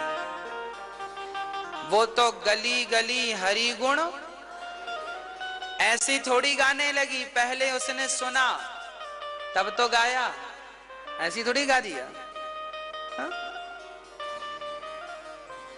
मीरा कथाएं सुनती थी। जब कथाओं को आप सुनेंगे, कीर्तन सुनेंगे, तो पहले भगवान का प्राकट्य हृदय में होगा। जब हृदय में भगवान प्रकट हो जाएंगे, तब प्रबल उत्कंठा से वह हृदय का परमात्मा तुम्हारे सामने प्रकट हो जाएगा। यही उस ईश्वर को प्रकट करने की विधा है। भागवत से भगवान प्रकट हो गए, इंद्र का अहंकार समाप्त हो गया। उन्हें लग रहा था हमारा स्वर्ग का अमृत ही सबसे श्रेष्ठ है। आज पता चला तुम्हारे अमृत को तो कांच का टुकड़ा कहा गया है और भागवत को तो मणि कहा गया है। क्वा सुधा क्वा कथा लोके क्वा कांचा क्वा मणिर महान। कहां कांच का टुकड़ा और कहां मणि। अब इंद्र को समझ में आया कि हमने गलत कर दिया। हाँ जी मैया जी, गलतियां ना किया करो। भागवत को सामान्य समझने की भूल ना करना। इंद्र का अहंकार समाप्त हुआ। एक बार यह भागवत की कथा स्वयं देवर्षि नारद जी ने भी सुनी। अच्छा, वो तो बड़े संत हैं, भ्रमण करते उन्होंने। एक बार नारद जी भ्रमण करते करते मृत्यु लोक का भ्रमण करना चाहा, तो मृत्यु लोक के समस्त तीर्थों में गए। कहां कहां गए?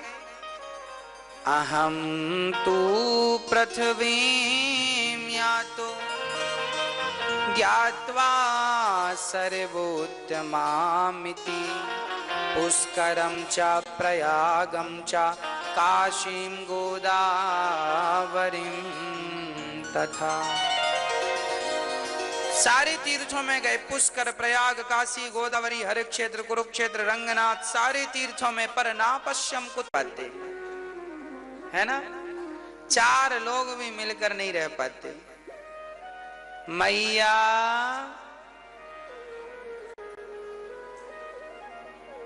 शांति से बैठो मेरी मां। अब देखो, कथा में शांति अभाव है तो घर में क्या होता होगा। इसलिए जितना अधिक आप शांत रहेंगे उतना अच्छा आपके लिए भी होगा। इसलिए घरों में भी शांति का माहौल बनाइए। घर में क्या बनाओ? शांति।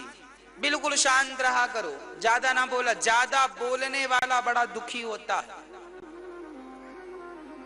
ज्यादा बोलने वाला दुखी होता है। कम बोला करो, उचित बोला करो, अनुचित ना बोला करो। हर बात मत बोला करो, जो बोलने लायक वो बोलो, सब चीज थोड़ी बोलोगे। कहां बोलना है, कहां नहीं बोलना, क्या बोलना है क्या नहीं, सब विचार का विषय है। इसलिए तरुणी प्रभु आजकल घर पे नई नई बहुओं की चलती है, सासू मां की कोई पूछ नहीं।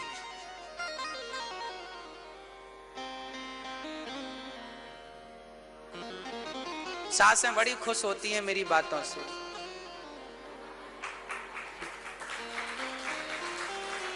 महाराज जी अच्छा बोल रहे हो।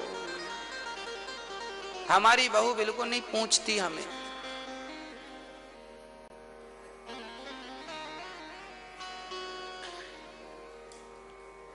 पर आप समझदार बने, और समझदारी यही है कि आप सास बने ही ना, आप मां बन के रहें, और बहू बनाए ही ना, बेटी बना के रखें, तो आपका घर स्वर्ग बन जाएगा। आप सास बनने की थिंकिंग ही मत रखो ना, सोच ही मत रखो। आप तो ये सोच रखो, ये मेरी कौशल्या मां ने कभी सीता को बहू नहीं माना। कौशल्या मां ने सदा सीता को अपनी बेटी की तरह रखा। वही लाड़, वही प्यार जो अपनी बेटी को मां करती है, वही प्यार, वही लाड़ बहुओं को मिलने लग जाए तो फिर बहुएं भी फिर वही लाड़ प्यार देंगी। सास को वो मां की तरह प्यार करें, वो इनको प्यार करें। नारद जी कहते हैं शांति नहीं, तब मैं गृहस्थों के घर गया, शांति नहीं, तब मैं बद्रीनाथ चला गया। वृंदावन आया तो यहाँ एक बूढ़ी, एक जवान स्त्री और बूढ़े बूढ़े दो पुरुष। नारद जी बोले मैं जाने लगा, वो कन्या दौड़कर मेरे चरण पकड़ करके कहने लगी, भो भो साधु क्षणं तिष्ठ मच्चिन्तामपि नाशया दर्शनं तव लोकस्य सर्वथा गेहरं परम। नारद जी से कहा महाराज एक क्षण के लिए रुक कर मेरा दुख दूर कर दो। नारद जी बोले को भगवान तुम कौन हो? महाराज मेरा नाम भक्ति है। क्यों दुखी हो? मैं कलयुग से दुखी हूं। जब से कलयुग आया है मुझे कोई पूछता नहीं, फिर भी मेरे ग्राहक हैं, पर ये ज्ञान वैराग्य का कोई ग्राहक नहीं, इसलिए दुखी हूं। कलयुग में भक्ति भी दुखी है क्योंकि लोग भक्ति नहीं करते, ज्ञान भी दुखी है क्योंकि कोई ज्ञानी नहीं है, और वैराग्य भी दुखी है क्योंकि आजकल किसी को वैराग्य होता ही नहीं। तीनों दुखी हैं बेचारे। आजकल लोग भक्ति करते भी हैं तो फिर भक्ति करके जमाने में डिंडोरा पीटते हम भक्त।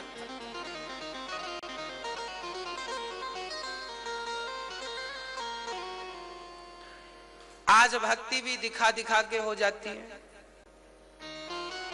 कथा में एक सज्जन नाच रहे थे, हमने उनसे पूछा क्यों नाच रहे थे? बोले महाराज जी हमारे भीतर भक्ति है। हमने कहा अच्छी बात, पर आपने विचार किया हो, हमने किया है। देखो कथाओं में झूमना नाचना अच्छी बात है, नाचना चाहिए, ये तो आनंद का विषय है। हम ही बोलते हैं जरा झूमिए, अच्छी बात है, पर नाचना तब गलत हो जाता है जब कुछ लोग नाचते नाचते भगवान की तरफ तो कर लेते हैं पीठ, और आप लोगों की तरफ करते हैं ऐसे ऐसे आपको दिखा दिखा। इसका अर्थ ये हुआ कि ये जो नाच है ये भगवान को रिझाने के लिए नहीं है, ये तो दुनिया को रिझाने के लिए है।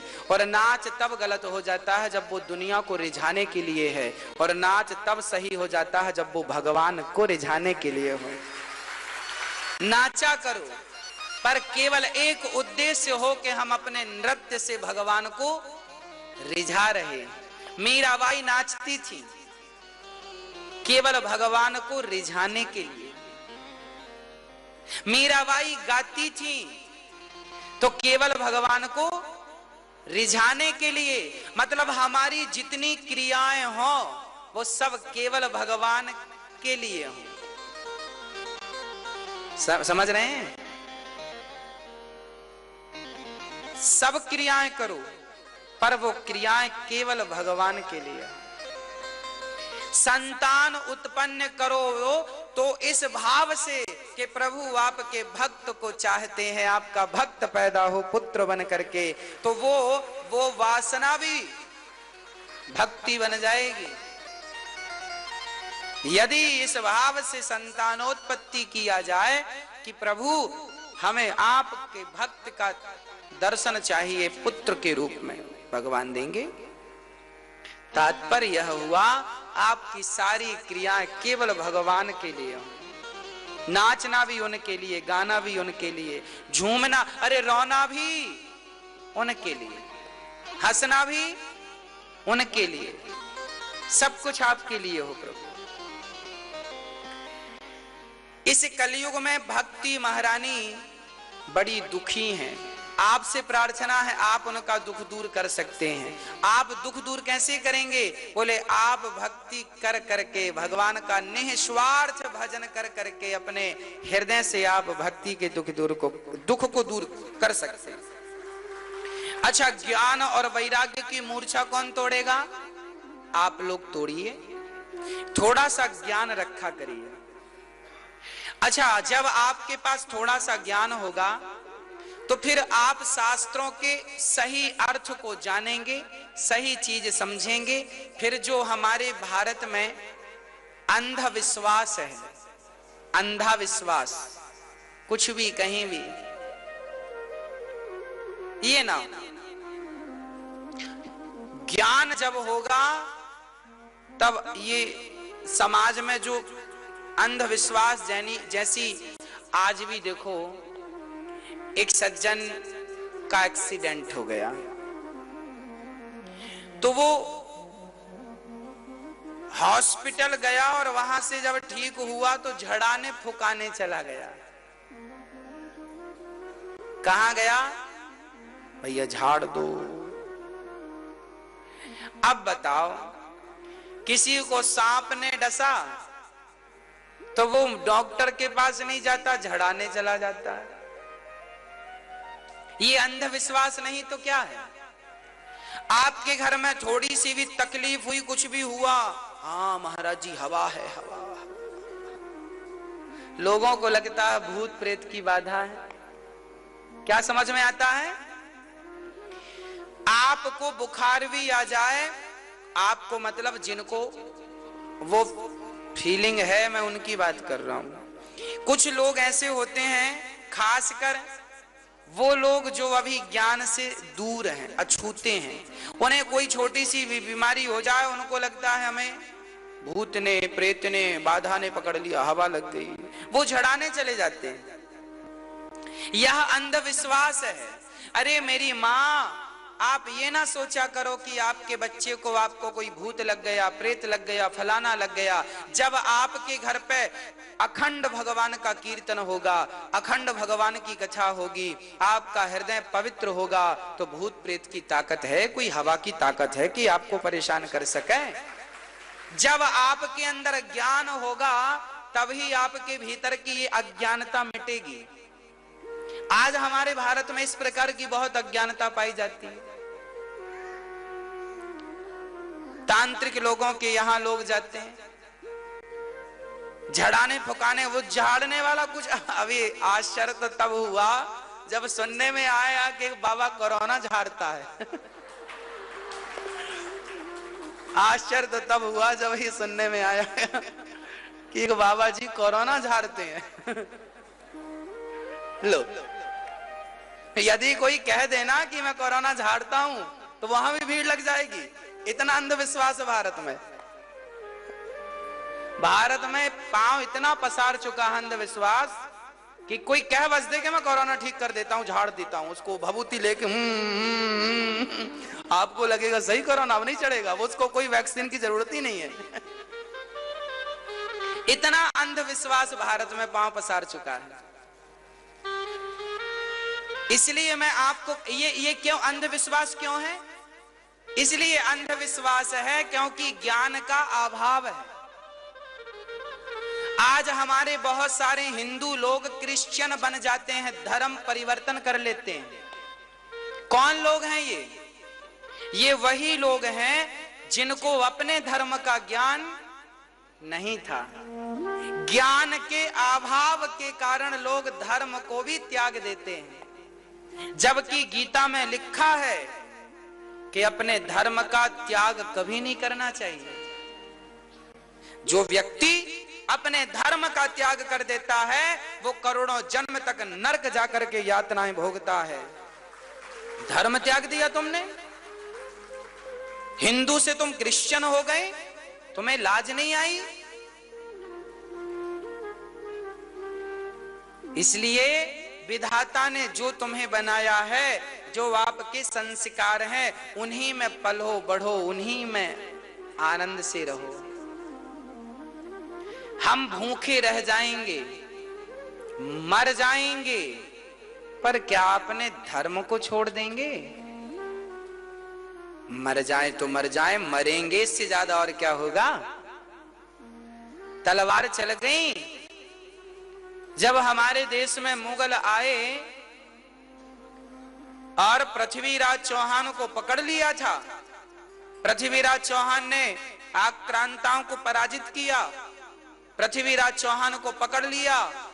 आंखें फोड़ने के पहले बोला था उन आक्रांताओं ने कि तुम धर्म परिवर्तन कर लो, हम आंखें नहीं फोड़ेंगे। पृथ्वीराज चौहान ने कहा साहब इन आंखों का अब काम पूरा हो चुका है, फोड़ दो, अंधे होके रह लेंगे, गर्दन काट दो, मर जाएंगे, पर अपना धर्म नहीं छोड़ेंगे। ये आंखें फोड़ दी। फिर आक्रांताओं ने कहा कि सुना है तुम शब्द भेदी बाण जानते हो, चलाओ। तब वहां चंद्रवरदाई ने इशारा किया, 4 बांस 24 गज अंगुल अष्ट प्रमाण, ता ऊपर सुल्तान है मत चूको चौहान। अंधे थे परंतु उन्होंने अपने उस दुश्मन को मार दिया। यहां बाण लगा कंठ में, प्राण निकल गए। हंस रहा था और वो शब्द भेदी बाण था, जहां से आवाज निकल रही थी जाके लगा, कंठ से आवाज निकलती है, गया लगा। चंद्रवरदाई ने पृथ्वीराज चौहान को मार दिया, इसलिए कि दुश्मन के, देखो हमारे भारत में ये भी परंपरा रही है, चंद्रवरदाई ने चाकू से दुश्मन के हाथों ना मरे इसलिए मार कर खुद मर गए। चंद्रवरदाई ने फिर अपने आप को मार लिया कटार, इसलिए ताकि हमारा राजा, ये विदेशी इन लोगों के हाथ ना मरे। अरे मरना भी शान है, जब अपनी मिट्टी में कोई मरता है तो अपनी मिट्टी में मरो शान से। कई बार मैं सुनता हूं लोग अमेरिका गए वहीं मर गए। हरे राम राम राम राम। अपनी मिट्टी, राम जी अयोध्या से जब गए थे 14 साल के लिए तो अपनी माटी लेके गए थे, अपने वतन की, अपने भारत माता को साथ लेकर गए थे। मिट्टी को जननी जन्म भूमश्चा स्वर्गा दपी गरीयसी, वाह। जन्म देने वाली माँ और जन्म भूमि, ये दोनों ही इंद्र के स्वर्ग से कई गुना बड़ी होती हैं। इसलिए राष्ट्र प्रेम हो, धर्म के प्रति आस्था हो, ये तब बनेगा जब आपके अंदर ज्ञान का प्रकाश होगा। परंतु आज ज्ञान का अभाव है तो सब अंधविश्वास पांव पसारे बैठा है। क्रिश्चियन लोग हिंदुओं को बदल रहे हैं और लोग गांव के गांव, आपको पता होना चाहिए, हिंदुओं के गांव, गांव के गांव क्रिश्चियन बन गए। हाँ, क्योंकि ज्ञान का अभाव है। आज ज्ञान का प्रकाश कौन चाह रहा है? किसी को ज्ञान से मतलब, सबको पैसों से मतलब, पैसे मिले बस, गला काटने से मिले, गलत करने से मिले, झूठ बोलने से मिले। आजकल तो माँ बाप भी झूठ बोलते लोग अपनी दुकान चला रहे हैं, झूठ बोलते हैं। भाई 10 रुपए की चीज 50 रुपए में बेच रहे हैं, झूठ बोल उनको लगता है इससे हमारा परिवार चल जाएगा। अरे सत्यानाश हो जाएगा। ईमानदारी की एक रोटी ना आपको स्वस्थ रखती है और बेईमानी की हलवा पूड़ी तो पचती ही नहीं है। इसलिए ईमानदारी की एक रोटी खाया करो, वो बीमार भी नहीं होने देगी। और बेईमानी की हलवा पूड़ी और रबड़ी खाओगे ना तो वो पचेगी ही नहीं। बच्चों को मेहनत की रोटियां खवाया करो ताकि संस्कार अच्छे बने। हैं, संस्कार दो बच्चों को, उच्च कोटि के शिक्षा दो बच्चों को। और ये शिक्षाएं आप अपने आचरण से दो। ईमानदारी से जीविका चलाओ, मेहनत करके खाओ, ज्ञान का अभाव ना हो, भक्ति का अभाव ना हो। और तीसरा है वैराग्य। क्या है? थोड़ा सा वैराग्य भी होना जरूरी है। हाय हाय ज्यादा नहीं, विधाता जितना दे दे उसमें संतोष रखना सीख लेना चाहिए। संतोष रखा करो खूब आनंद से। अब हुआ यही कि नारद जी भ्रमण में निकले। बोले क्या करें? बोले भागवत सुनवाओ, सत्कर्म करो, सत्कर्म सूचको नूनम। नारद जी निकल गए सत्कर्म की खोज में। बद्रीनाथ में 4 संत मिल गए, सनक, सनंदन, सनातन, सनत कुमार। उन 4 संतों ने कहा भागवत की कथा ही सबसे बड़ा सत्कर्म है। इस दुनिया का सबसे बड़ा सत्कर्म यदि करना हो तो भागवत करवा लो, यही सबसे बड़ा सत्कर्म है। अभी आज 303 भागवत जी के पाठ बैठे हैं। हमारे भारत के तमाम उन भक्तों ने पाठ बिठलवाए हैं। सबसे बड़ा सत्कर्म किया है अपने कल्याण के लिए। ये सत्कर्म आपका कल्याण करेगा। जैसे भोजन मैं करूंगा तो पेट मेरा ही भरेगा, उसी प्रकार भागवत जी जब आप संकल्प से करवाएंगे अपने संकल्प से, तो उस भागवत से कल्याण आपका ही होना है। अपने कल्याण के लिए सनकादियों ने कहा भागवत सुनवाओ। अच्छा भागवत से होगा? हाँ। तो कहाँ? हरिद्वार में चलते हैं। हरिद्वार में सनक सनंदन सनातन सनत कुमार 4 आसन लगाई और कथा स्टार्ट हो गई। सदा सेव्या श्रीमद् भागवती कथा, यस्याः श्रवण मात्रेण हरिश्चित्तं समाश्रये। भागवत कितनी बार सुननी चाहिए? 1 बार नहीं, 2 बार नहीं, बार बार सुननी चाहिए। बार बार सुनने से क्या होगा? अंदर जितना मैल जमा है जन्म जन्म के पापों का, सब धुल जाएगा। इसलिए राम राम रटते रहो जब तक घट में प्राण, कभी तो दीन दयाल के भनक पड़ेगी कान, है ना? इसलिए नाम जप कभी ना छोड़िएगा, नित्य नाम जप होना चाहिए। नित्य काम करते रहो नाम। कथा हुई, नारद जी ने भक्ति के संकल्प से कथा सुनी। भक्ति वृंदावन में थी और कथा हरिद्वार में चल रही थी। हाँ, जब संकल्प व्यक्ति का सही हो तो भक्ति महारानी ने भागवत की महिमा सुनी और हरिद्वार गई और वहां प्रकट होके भक्ति सुतौ तौ तरुणौ गृहीत्वा प्रेमई के रूपा सहसा विरासीत, श्री कृष्ण गोविंद हरे मुरारी, नाथेति नामानि मुहुर्वदन्ति। भक्ति महारानी नाचने लगी। कहा बैठने का स्थान दो। संतों ने कहा ये जो भक्त बैठे हैं इनका हृदय खाली है, जाओ इनके मन मंदिर में जाकर बैठ जाओ। भक्ति सबके चित्त में हृदय में जाकर बैठ गई। और जब भक्ति महारानी बैठी तब नारद जी ने एक प्रश्न, देखिए भागवत सुनने से भक्ति का भी दुख दूर हुआ है। किसका दुख दूर हुआ? इसलिए भागवत ही आपका दुख दूर कर सकती हैं, मेरा पूरा विश्वास है। इसलिए जब भी अवसर मिले तो भागवत की गोद में आके बैठ जाया करो। ये तो भागवत की गोद है, ये तो भगवान की गोद है। बैठ जाया करो, आनंद मिलेगा, सुख मिलेगा। श्री नारद जी ने प्रश्न किया, महाराज कोई पापी व्यक्ति कथा सुन के तर जाए तो आश्चर्य नहीं, कोई पुण्यात्मा कथा सुन के तर जाए आश्चर्य नहीं। जिसने जीवन भर पाप किया है, क्या ऐसा पापी व्यक्ति कथा सुन के तरेगा? हाँ, बड़े बड़े पापी तर गए। कौन? धुंधकारी नाम का एक पापी था, अपने माता को पिता को बहुत मारता था। धुंधकारी अपनी माँ को मारता। पिता एक दिन पिता की कॉलर पकड़ करके बोला पैसे निकालो। पिता ने कहा सारे पैसे तूने जुआ में उड़ा दिए। धुंधकारी नाम के व्यक्ति हैं। पिता को दी लाठियों पे। पिता रोने लगे, बेटा मुझे क्यों मारता, पैसे निकालो। पैसे सारे तूने जुए में लगा दिए। पिता रोने लगे, विधाता जब धुंधकारी का जन्म नहीं था तब आत्मदेव जी रो रहे थे कि मेरे घर बेटा हो जाए, और जब बेटा हुआ तो ऐसा दुष्ट हुआ, तो फिर भी रो रहे हैं भगवान ने ऐसा दुष्ट बेटा क्यों है। ये संसार ऐसा ही है, संसार का सुख मिल जाए तो भी रोना है और ना मिले तो भी रोना है। आत्मदेव जी रोने लग गए।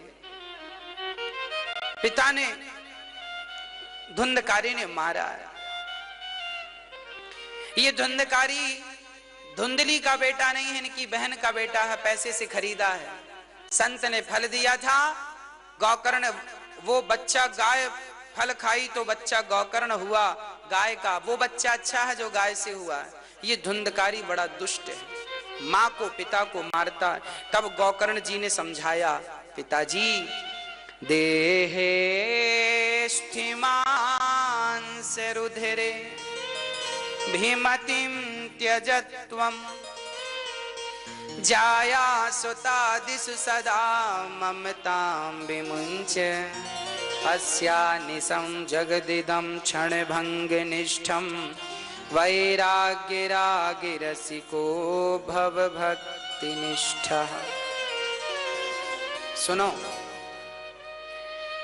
कभी भी अपनी मां को अपने पिता को ना सताना। तुमने जमाने को रुलाया है तो शायद भगवान माफ कर देंगे, पर माँ बाप को रुलाया है तो भगवान माफ। इसलिए कितने भी बड़े तुम पापी हो, जमाने को परेशान करते हो, शायद विधाता तुम्हें माफ तो करेंगे नहीं, पर शायद कर दें। पर यदि माँ बाप को भी तुमने सताया है तो फिर विधाता तुम्हें कभी माफ नहीं करेंगे। इसलिए अपनी माँ का दिल मत दुखाना, अपने पिता का दिल मत दुखाना। सेवा करना। श्रवण बन करके, एक श्रवण नाम के भक्त थे, उनकी पत्नी अपने सास ससुर के साथ गलत व्यवहार करती थी। अपने पति को तो खीर खिलाती थी और अपने अंधे सास ससुर को खट्टी वाली खीर खवाती थी, छाछ से पकाकर। दूध की खीर तो पति को परोसती और खुद खाती, और छाछ डाल के, चावल पका के, नमक डाल के वो अपने सास ससुर को दे देती।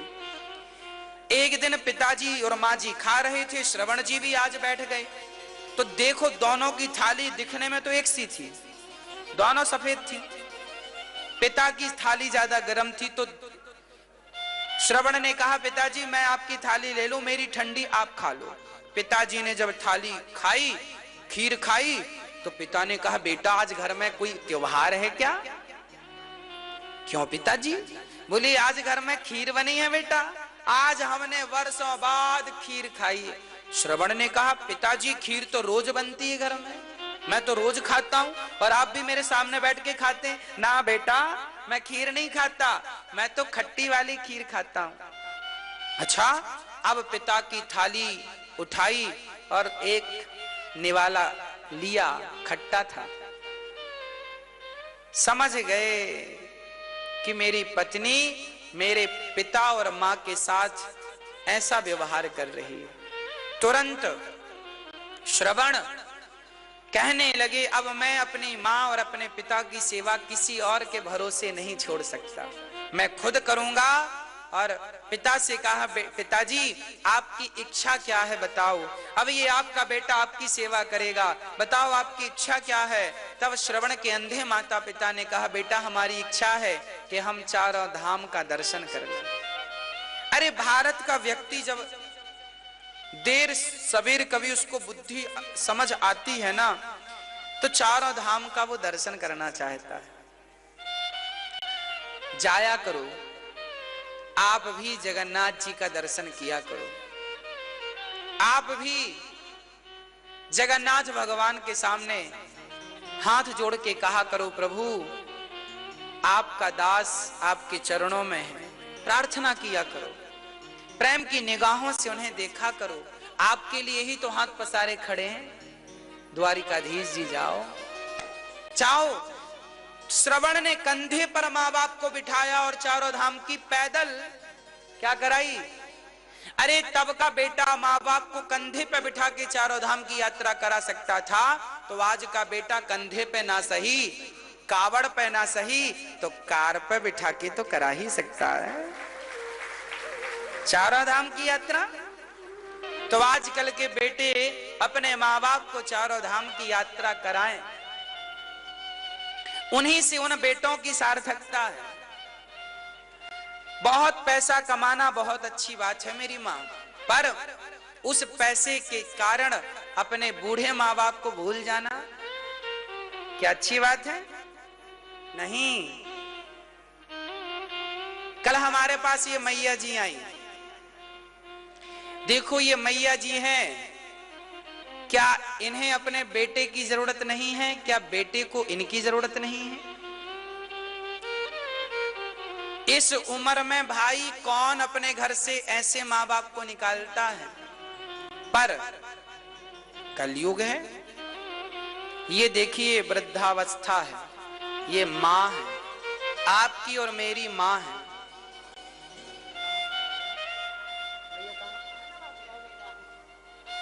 कितने बच्चे हैं भैया आपके? 4 बेटे हैं। कितने बेटे हैं आपके? 4 बच्चा हैं, 2 बेटियां 2 लड़का। तो 4 बच्चे आपकी सेवा नहीं करते? कोई नहीं, जो पाओ सो दूध खाते, तो जो पाओ सो दूध खाते। जब मातारी तुम्हारी आदमी नहीं चाहता तुम जाओ अपने, आदमी है बेटा। 4 बच्चे हैं माँ के। माँ ऐसे खड़े हो जाइए। 4 बच्चे हैं माँ के। 4 बच्चों में एक भी बच्चा माँ की सेवा नहीं करता। मैया यहां आई हैं। ये उम्र क्या दर दर की ठोकर खाने की है? अरे ये उम्र तो सुख से अपने बच्चों के पास रहने की है। प्यार की 2 रोटी खाएं और बढ़िया भगवान का भजन करें। इस उम्र में पता नहीं ये माँ उन बच्चों का कितना खाती होगी। इस माँ को उन 4 बच्चों के पास एक 3x6 की जगह नहीं थी कि अपनी माँ को रख सकें। जिस माँ ने अपनी गोद में 4-4 बच्चों को पाला, उन 4 बच्चों के पास अपनी माँ के लिए इतनी सी जगह नहीं थी। जब ये बच्चे श्रवण नहीं बनते, तब किसी को तो श्रवण बनना ही पड़ेगा ना इस युग में। तब ये दास अनिरुद्ध ने विचार किया कि आओ इन माओं की सेवा अब हम करते हैं। मैया जी, अब आपके 4 बेटे नहीं 5 बेटे हैं। हाँ ठीक है, बैठिए। अब आप यहीं रहिएगा। ठीक है। आदमी कहीं चले जाओ, हम चले आए क्रोध में। हम ये जाए रहे, जैसे रह पाए तैसे रहे जाए। ठीक है, ठीक है। अब आप यहीं रहिएगा। और कहीं इनके 4 बच्चे कहां से हैं? फर्रुखाबाद से हैं मैया जी। 4 बच्चों में एक भी बच्चा कहीं मिल जाए तो उनसे हाथ जोड़ के जरूर कहिएगा कि मैया आप बैठिए। जरूर उन बच्चों से कहिएगा कि आपकी एक माँ है जिसने कभी आपको अपने से दूर नहीं किया था। जब उसे आपकी जरूरत पड़ी तो आपने उसे अपने से दूर कर दिया। ऐसी माँओं की सेवा यहाँ ये दास करता है। इसलिए आपसे प्रार्थना भी करता हूं कि इन माँओं की सेवा के लिए आप अपने सहयोग के हाथ बढ़ाया करिए।